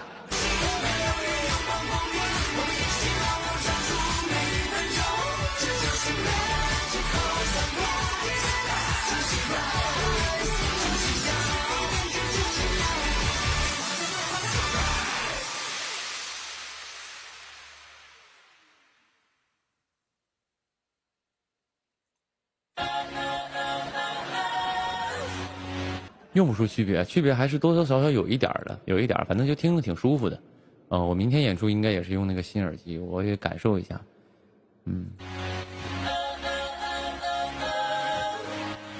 你为啥要戴耳机直播呀？造型，是为了一个造型感，就是这个耳机其实没有声音的。我就是第一是为了造型，第二我家有点冷。我有点冻耳朵，我弄上，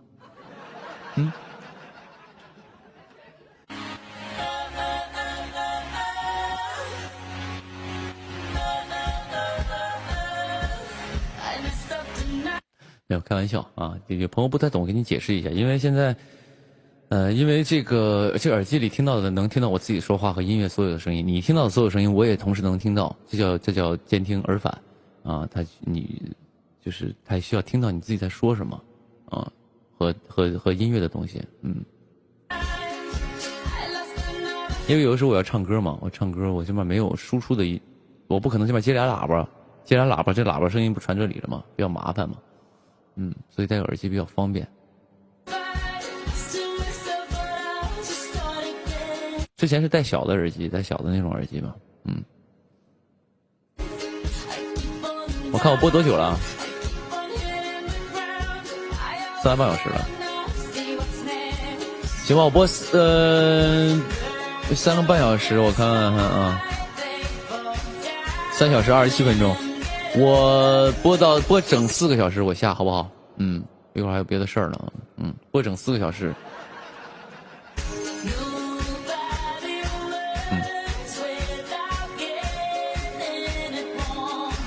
然后因为我说实话，我也太久没直播了，有点没有什么状态。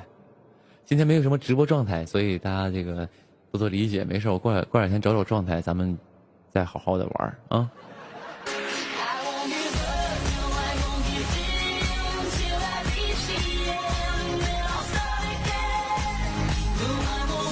生疏了，不是生疏了，我不知道，我现在就是感觉很久没播，脑袋想东西都慢了，而且现在更加的不敢说了，我不知道，因为啥呢？因为有一个问题是我戏快播了，我戏快播了，然后这一阵儿呢，就是消消停停的，就别抛出什么就是所谓爆炸性的这个语言，对我的作品有影响，到时候再埋怨我，所以呢，我就尽量说话啥的，就是稍微就是控制一下自己情绪，控制一下收敛，别太嗨了。一旦你说又说些什么所谓你们觉得爆炸性的这种话题，然后当时哐给我一顿搞我，然后到时候这个东西吧，就是你知道最吓人的是啥呢？就是最吓人就是，比如说这件事儿，如果我就打个比方，你们听明白就能明白。就这件事儿呢，只要我先抛出一个你刘宇宁的问题，比如说刘宇宁你怎么样就丑或怎么之类的，不知道啊。然后呢，接下来那件事儿呢，如果成了，跟你没关系啊，因为你太丑了。如果没成呢，跟你有关系，因为就赖你太丑了。所以我就是别把这个东西，你知道吧？就是成与不成，就是别把锅往我身上甩就行。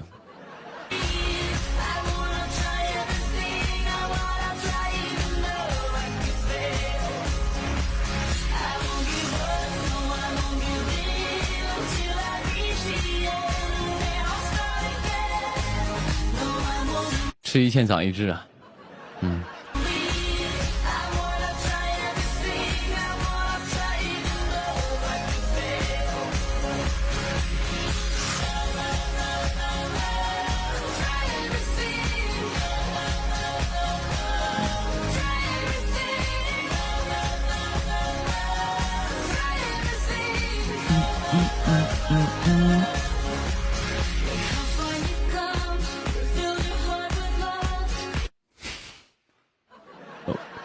我说你在横店吗？你在横店吗？我在北京。你要过来打我？你要过来暗算我还是什么事儿？啊？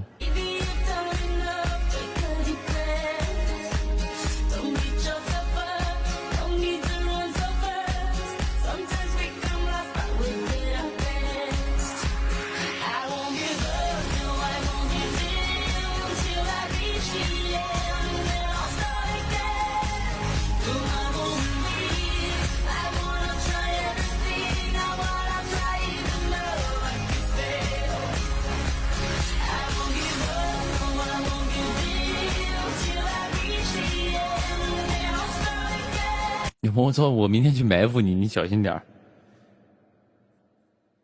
在网上不是法外之地，我先马上报警给你背起来。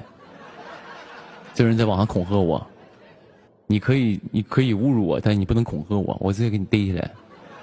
你要埋伏我。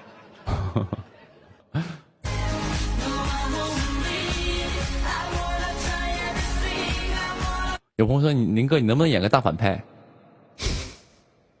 我长得就不像好人，是不是？我演那种正义使者，就是好像有点违和，是吗？刚才不是还有个父亲，咱家一个看我直播的一个朋友，他爸爸说我这小孩长得挺正能量。他母亲说的长得正能量吗？说我长得有点正能量，你说我让我演个大反派，啊？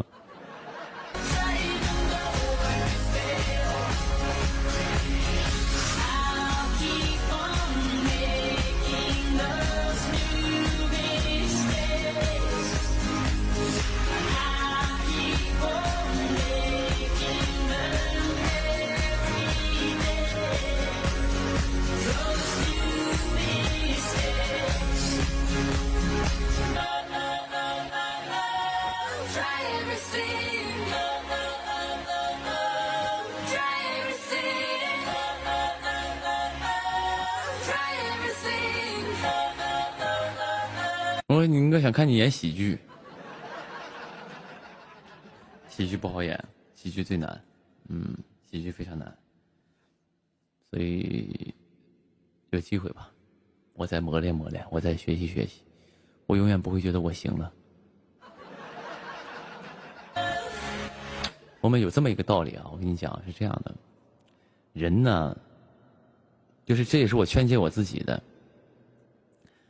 就是很多朋友告我，哎，这点什么这种什么这个那个的什么的，我不知道，反正就是这样的人呢。我觉得算了，不说了，以后说。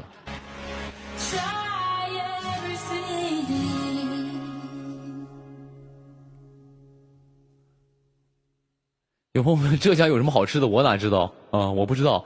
那个你那个啥吧，你去大众点评上回去看看吧。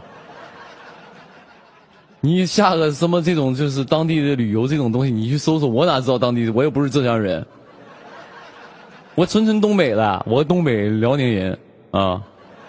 你问我浙江啥好吃？我只在横店待过，横店只是个镇子，我也没有，不是说在横店待久了就知道浙江啥好吃。其实我觉得东北有啥好吃的？没有。其实我觉得现在其实还好的原因，就是因为第一交通发达，第二快递发达，第三其实各地的这个开饭店的人也是来自五湖四海，所以你其实你在北京一样能吃到东北菜，而且很地道的。然后包括那个你想在浙江吃到这个北京火锅也是有的。所以就是你其实没有什么太多的说一直叫当地特色到不能再特色的东西了，其实也是那个什么很正常啊。你想吃啥，其实当地就是你看哪个饭店好吃做的好吃，啊，我在这个北京也一般也会吃一些川菜嘛，不也一样吗？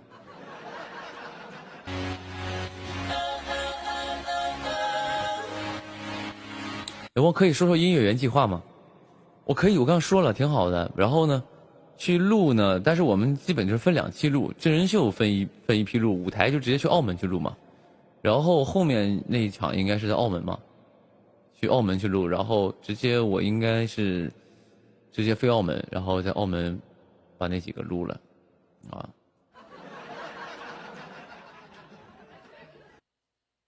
音乐原计划会有第2季吗？应该会有吧，因为这节目还行啊，还行，而且江苏卫视做音综还是比较不错的，然后应该会有吧，不知道。不，这个节目这个真说不准。就像有的时候有朋友问我说开推有没有第3季，开推有没有问第3季，像这种节目其实只要有招商，他就都能办。所以如果刚才想问那个朋友，希望你好好努力，你成为一个商业巨鳄。你成为一个像刘氏集团那么厉害的一个商业帝国的一个当家人、主事人、话事人这种的，然后你哐哐的，你当时你就投节目，你想看什么你就投什么，好不好？所以你好好努力学习，好好努力上班，好好工作啊！希望有一天你能像我刘氏集团一样，拥有商业帝国。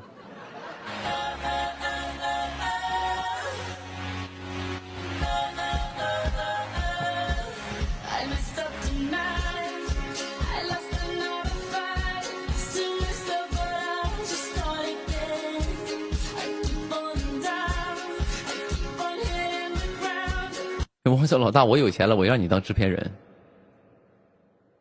所以你的意思是我不适合演戏是吗？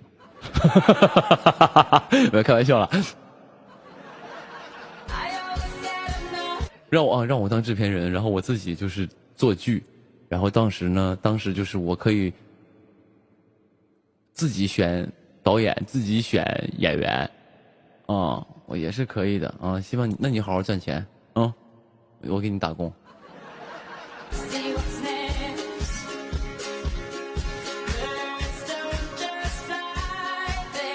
有朋友说演技再进步一点好吗？我一直在努力，一直在学习啊，一直在学习。那我进步其实已经挺快的了。你想想，我是个厨子，虽然我觉得观众没有理由去等你，但是我真的很努力，我很努力的，就学习表演也好，或者练台词也好，我真的很努力。虽然我不想说，我就不愿意去宣传我觉得说自己努力这件事就很那个什么。哦，但是我真的会，你可以这样子，这位朋友啊，刚才可能很多朋友是有点恨铁不成钢，这样，你呀，就是你关注我每一部戏，你都会发现我多多少少都会有一点进步，你可以看一看，好不好？啊，我后面确实跟我后面几部戏演的跟前面确实不太一样了，已经，已经开始就是瞎演了，也没有开玩笑，也没有开玩笑，这不能胡说啊，就是已经那个后面确实就是有一些小小的进步，希望你就是多多关注一下我。我跟之前你看过的那些已经完全不是一个东西了。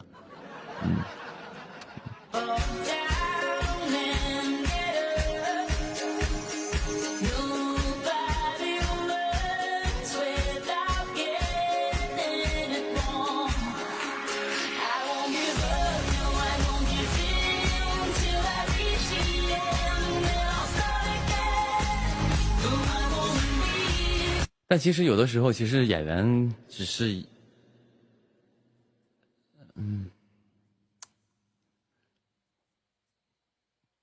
我说完，演员其实就是在一个剧组里，其实不是最重要的那个，因为很多东西是你一个演员决定不了的，很多东西是你一个演员决定不了的，服化道，然后所有的一切，你只能你能决定的就是给你那几句词儿，和你能决定的就是给你那几句词儿，你剧本上写赋予你的文字，你能给你的就这些，你其他的，对于现在的我来说，我是主导不了的，对于现在的我来说，我是主导不了这个剧本里写啥，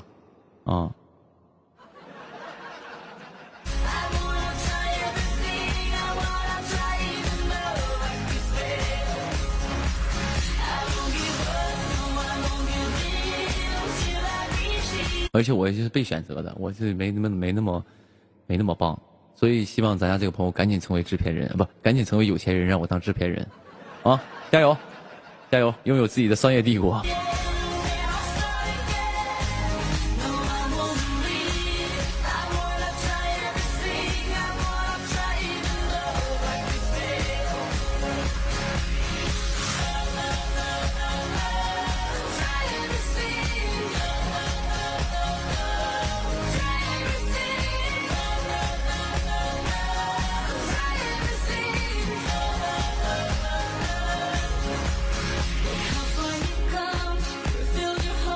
有说宁哥，那你当制片人了，你那个你可以那个有人给你投钱让你当制片人，你可以要我给你演戏吗？你想当明星啊？你也想当明星啊？我先问你一个事儿，就是你扛不扛骂？我先问你，你是扛骂，你心里的坚强，你才能干得了这行，这是第一步。后面再看你个人的这个各种素质什么的，这种悟性乱七八糟的东西，这些都是次要的。最第一步入门就是能不能扛住骂。你说哎，我这脸皮厚，我扛骂，不是跟你想的不一样啊，跟你想的是不一样的，不是说你就是说两句脏话，如果直接是脏话骂我，我觉得还是 OK 的。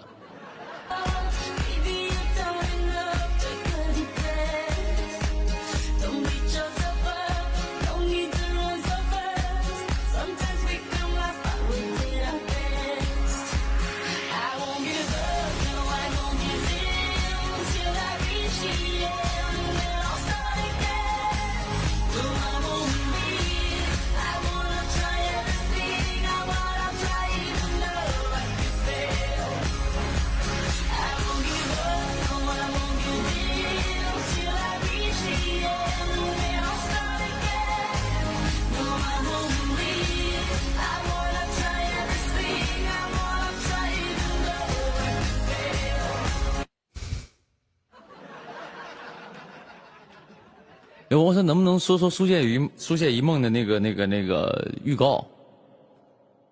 这挺好的呀，你们不都看到了吗？这个没啥可说的，因为我说多了就剧透了。说多就剧透了，反正就是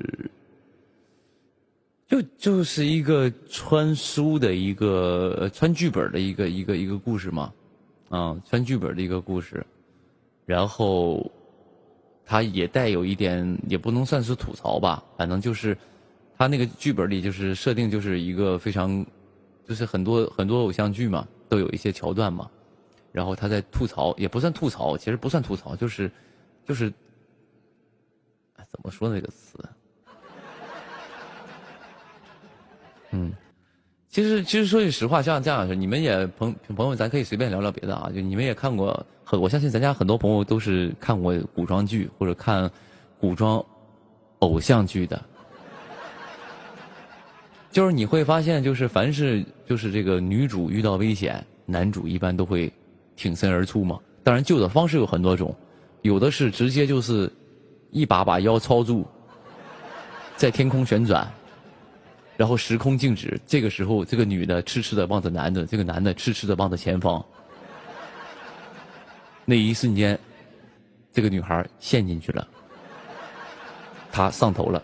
就是通常就是会有这样桥段嘛，只要说那个女的一有危险，男的肯定是英雄救美嘛。这种套路也不是说现在咱不是说嘲讽他，因为很多剧都有这个东西，这是自古就是有这么一个东西的，叫英雄救美嘛。不仅仅是属于说这个古偶戏里边有别的稍微正一点的故事里边也会有这样的桥段，也很正常啊。所以这种就是比较的。也不是说句实话，我之前一直在说一句话，就是我们这个电视剧拍了这么多年，你说还有什么桥段是没拍过的吗？还有什么桥段是没有拍过的吗？就电视剧出了这么多了，拍了这么多年，你说有什么桥段是没拍过的吗？这是一个导演跟我说的一句话，就是该拍的都拍了，只是每个人拍的表现手法是什么样的。比如说这个女的有危险，这个男的相救了，这个画面是什么样，怎么救啊？救的过程是什么？俩人之后发生什么？我有朋友说还有什么没拍过的，我再是加一个前提是能拍的，还有什么没拍过吗？咱这么说就稍微就是这个界限就没了嘛，对吧？这界限就有了嘛。对吧？凡是电视剧能拍的，你说还有什么剧情是没拍过的吗？那都拍过了，所以，比如像什么呢？比如像我也拍过一些古装戏嘛。凡是古装戏，基本大部分也不是说基本都有吧，大部分都有一个什么呢？就是那种灯会，要不是中秋节，要不是正月15，都有个灯会。就是也不知道古代人的乐趣，就是可能就是总要逛花灯，对吧？你会看好多戏里边都有灯会。啊，就是要不就元宵灯会，要不就上元灯会，要不就是中秋灯会，都是这些东西，反正都有灯会嘛，这也很正常，啊，灯会上肯定要不俩人谈恋爱了，要不就是杀了，反正就是都有这么个些桥段嘛，都有些这些桥段嘛，所以古代比较浪漫的事儿嘛，要不还有什么呢？就是放花灯，弄个小船儿，小船上面点个蜡烛，哐哐在水边就放了。这不都是很多古装剧都有的桥段吗？这就是很正常的嘛。还有就是要不就糖葫芦，买一个糖葫芦。但是这个确实不是，咱不是说这些不是吐槽啊，只是说很多戏都用过这些东西。我刚说糖葫芦那个梗，《倚天屠龙记》好像也有吧？就张无忌不是留了他妈给他几颗糖葫芦吗？那挺好的都啊。咱不是说去那个什么呢？对吧？要不就放孔明灯，要不就放花，要不就放那个小船，点个蜡烛就吹走了，许个愿望啊，就是这种吧，还有就是一般都是，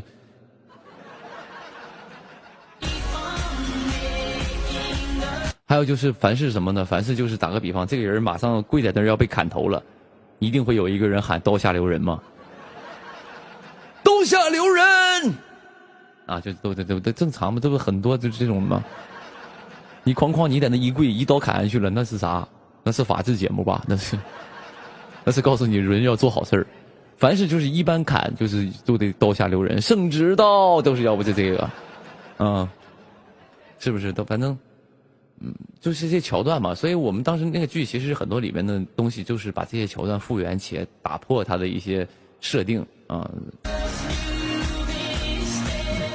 比武招亲近几年的好像也那个，我想说近几年的演唱会哈，满脑演唱会，我近几年的戏好像少了一点吧。比武招亲这件事以前有，以前那种武侠剧里特别，因为现在很少有拍武侠的，因为武侠确实市场一般，然后所以以前武侠剧中比武招亲嘛，对吧？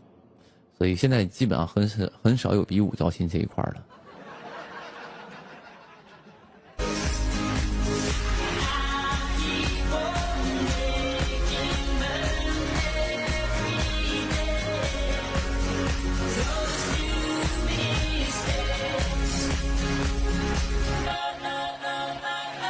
有朋友说好都，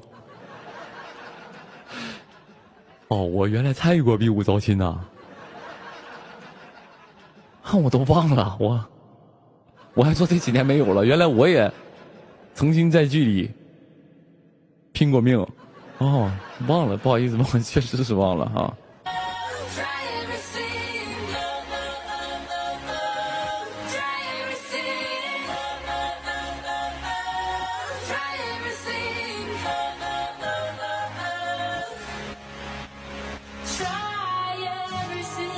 还有就是什么呢？还有就是古装戏呢，基本上但前提是什么呢？男主女主，男主女主只要是跳悬崖，绝对不会死。你们去想想，凡是男主女主但是配角不是，咱就不说了配角说男5男6的女7女8，这样咱就不计较了。只要是男女主跳悬崖没有死的，要不下边是条河。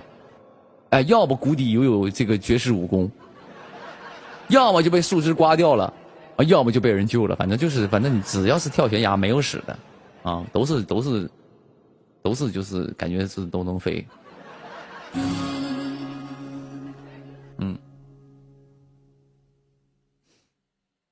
死了谁来演？说的也有道理啊。所以不能死啊，死了你。片酬白给了，有朋友中箭也不死，也不一定啊，这个是不一定，看到多少集了。男女主中箭死不死这个事儿得看到多少集。比如说这个剧是40集，啊，40集的剧，比如说男主在这个第39集中箭了，就有可能死。但如果在15集他中箭了，哪怕身上插满了跟一个刺猬似的，他也不带死的。哦，你看就是。但是如果说你说，比如说40集剧39集的时候你中箭了，很容易挂，跟集数有关，啊，跟男主女主没有关系了，也有可能什么呢？中箭之后呢，让你造成一个重伤，但可能好不了，导致了你后面的死亡。哎，它可能是这么一个东西，这个箭可能是会致你死亡，但不是直接让你死，它可能是让你受了重伤，武功低下了，不是武功低下了，武功这个不太行了。在下一个环节死掉啊，可能是这样的啊。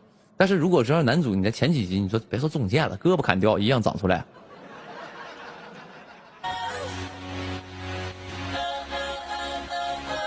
我自己作为演员，我也都其实，就是我最常做的一个动作就是这个，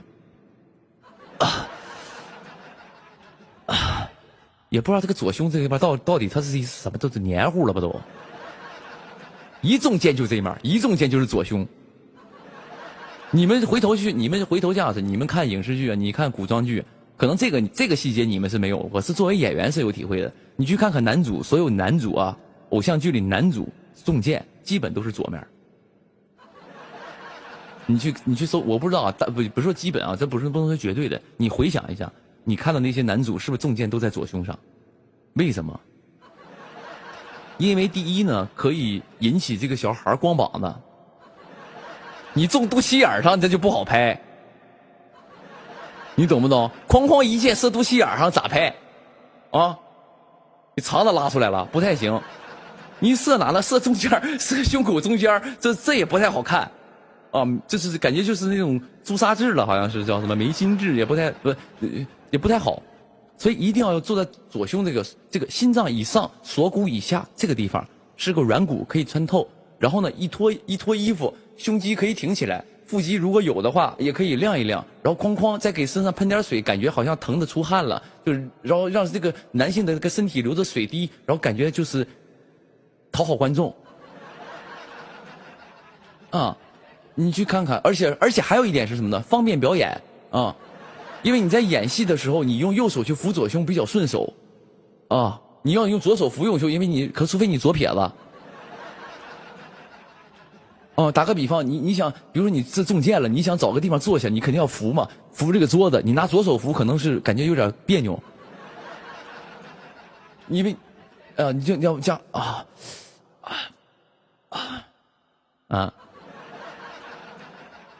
你们去看看。很少有中在奇葩的位置，比如说中屁股上那种的很少。说男主说被箭射中了，中屁股上了，这种很少，除非有一些喜剧里边是有的，但基本上只要男主中箭都在左胸上。你们去搜，你们就是回忆一下你们看过的剧。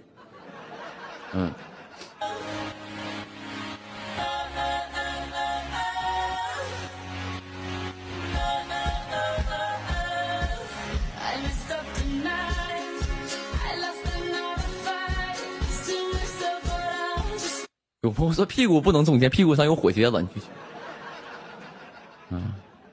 老大，你可以来一个中屁股的。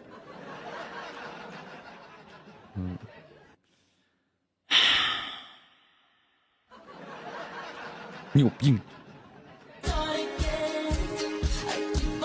有朋友猪八戒拍戏中箭中屁股，那不没说他是为了有个喜剧效果吗？射箭射中火疖子了，那不疼死了。本身火疖就疼，再加上那个箭一箭射到火疖子上，那不更疼吗？有朋友说中肚子上的肚子，基本上有中腹部的，但没有中肚脐眼的。我刚刚说那得射多准，直接射肚脐眼里那还行啊？你射侧腹或者是划伤了，这个有刀伤，一般是刀伤，通常是什么呢？朋友们是这样的，我跟大家讲一下，刀伤啊，通常是在胳膊这个位置，这个位置。和腹部这3个地方最容易受刀伤，但是后背也容易受啊，但是很少，就是基本上要不胳膊受伤，这个位置小臂胳膊这个位置和肚子这个位置侧面啊，就是那个阑尾那个地方，很少有说刀伤中脑门的这种的。说脑门上受一刀，那基本上没有啊，脑门上基本上是不会受伤，所以基本受伤的位置就这几个地方。腿受伤也极其少，腿受伤一般是中箭啊，射中了膝盖这种，膝盖中箭了这种的，但基本上很少，就是通常是但不是说没有啊，我说大部分就是说从这个多少来伤，多少上面来说都是在上面啊。因为啥呢？因为比如说我作为一个演员来说，或者作为一个拍戏、作为一个古装戏的一个演员来说，比如说你大腿受伤了，你接下来的5场戏或者6场戏，你得瘸着演，也不好看呢，问题是，也不好看呢。因为现在这帮不都是想要说玉树临风一点吗？你看一个人走，那跟瘸子似的，这他也没法玉树临风啊，那头发也飘不起来啊。你知道吗？所以腿受伤的很少，腿受伤基本就躺床上几天就好了。但基本上如果说腿受重伤，你还要走路那种，那就像你平时你说咱们说像宁哥骨折了，那不走路瘸子嘛？你一个男主是个瘸子，走，跟我来，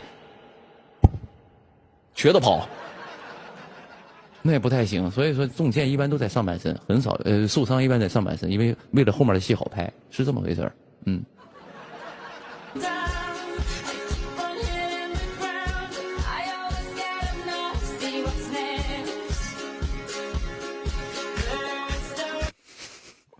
有朋友说傅红雪是瘸的，是那个我不太清楚你说的是什么，但是我应该是有一些主角是那个腿脚不利索的。但是我告诉你有一个问题，我这次我拍一个戏，就是我身边有一个我的一个不算是跟班吧，但是就是跟我一块儿，就是随时我有什么事儿让他去办啊，这么一个角色。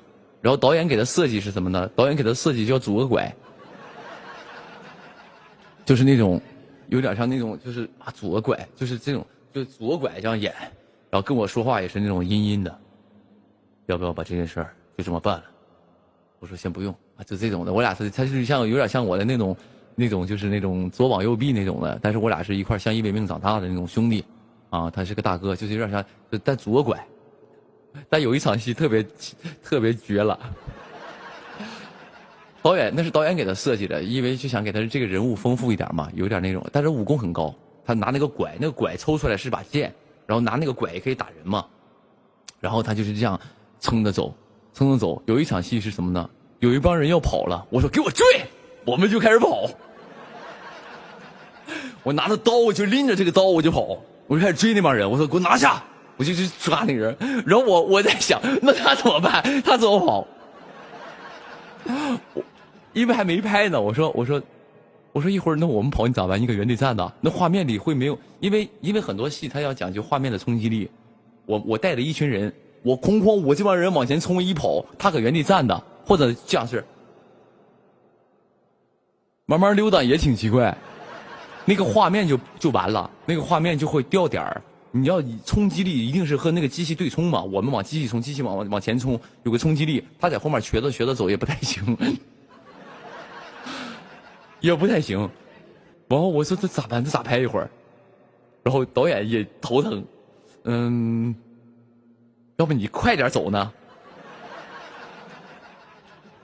我说有没有种可能，你当时就是我说给我冲，你把拐一扔，哐哐就跑。你其实这么多年你这个瘸是装的，你想隐藏你的身份，你想就示弱，你这个瘸是把拐一扔，啪啪就开始正常跑，也是可以的。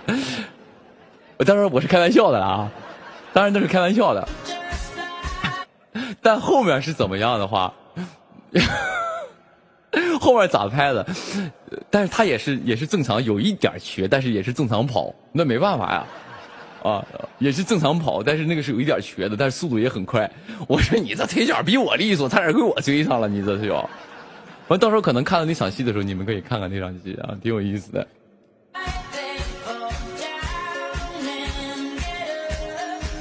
有朋友说吊威亚，一拄拐杖飞出10米远。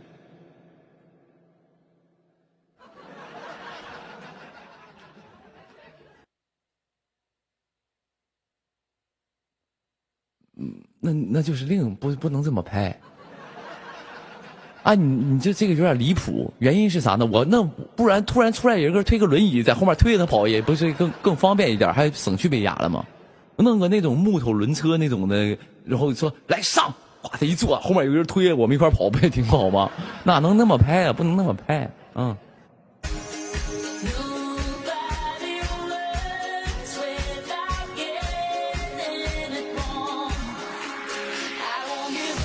不是，有一个问题是什么呢？还有一个问题，你好像就是这个剧是讲究一个这个，稍微讲究一个什么呢？抛去剧情的逻辑，还是有一个别的逻辑的。除了拍摄逻辑以外，还有一个逻辑是什么呢？就是主次逻辑。就是打个比方，我是这部戏的男主，男5号哐哐冲我前面跑。本来是一个男主带领这个人所有人去冲这个戏的写的逻辑是男主带着一帮兄弟们要冲出去杀敌，就是那种冲击感，这个要树立这个人物，但结果一个瘸子跑得比男主快，这场戏不废了吗？你想想，你懂这个明白吗？就是他这个炫酷，而且一个威亚吊起来飞起来10米高，然后飞出去10米远，你不觉得这个东西就是直接男主可能这样？这不会很奇怪吗？所以这场戏不就废了吗？我们又不是撑杆跳，又不是奥运会啊，你不能这么搞。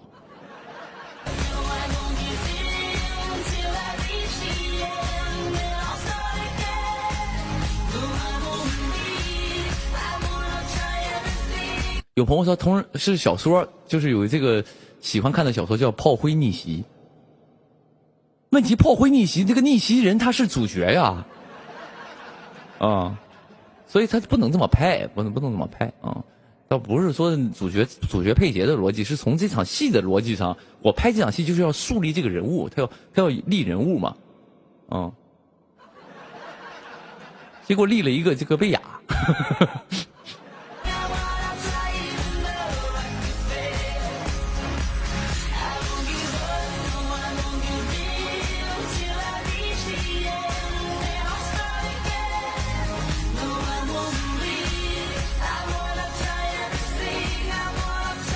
特别喜欢你分享小故事，以前愿意分享一些剧组拍戏好玩的东西，但是现在不敢分享了，分享完了，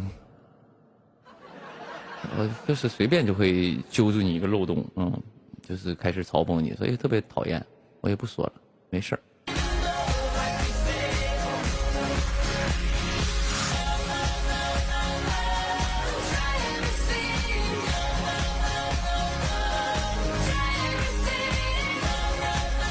有朋友说，有没有那种就是跟着主角一直走到最后，一直走到最后，然后其实是个反派，那种角色是有的。其实，在一念关山的那个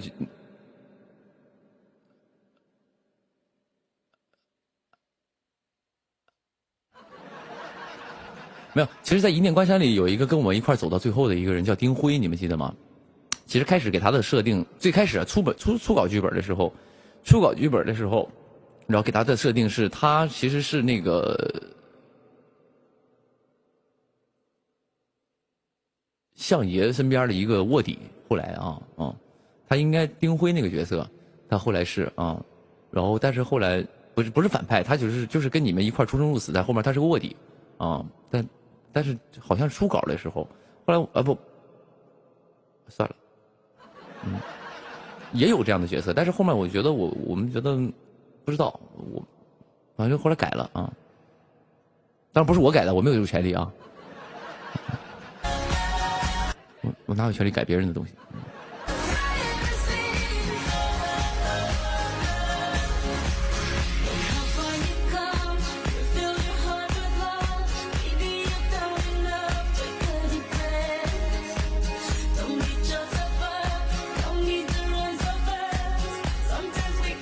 我说卓不凡的大师兄，卓不凡那个大师兄，他于焕杰嘛，他在前面几集你们就已经看出他是反派了，你前面刚一出场，他那个嘴脸，他就演的那个嘴脸，你就知道他就是反派了。他不是说跟里面他一直演好人，到最后变坏了。你看他的第一眼，第一场戏就告诉你这人不简单，第二场戏告诉你他可能有反骨，第三场戏告诉你他今后肯定要跟他搞，肯定要搞这个掌门的。他不算是从一之中的好人，最后反转，不是，他不算，有朋友说还等他变好的反转，因为荣天剑派这一撇的那个刻画其实不算多嘛，虽然哪怕是我挂了一个男二，但是其实我的戏份没有其他的角色多，其实啊。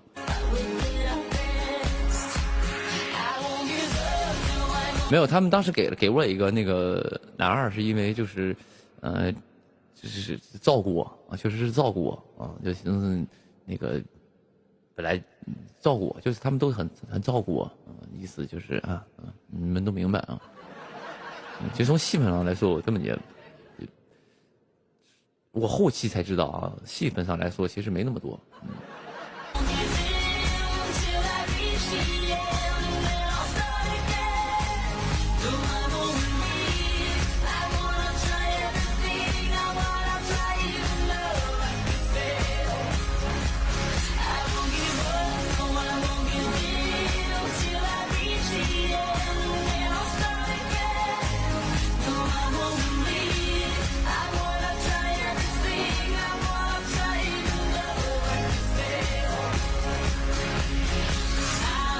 我看看几点了，现在到点了是吧？行，差不多了，朋友们。现在播挺久了，播4个小时了。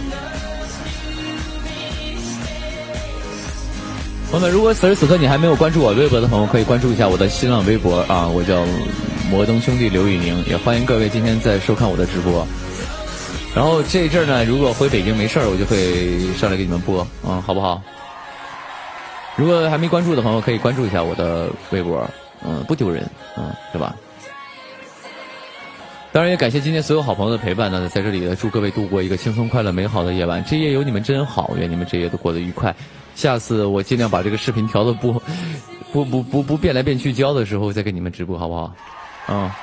下次尽量就是不变焦的时候，好好再调试一下再给你们播，也希望你们过得愉快，晚安各位。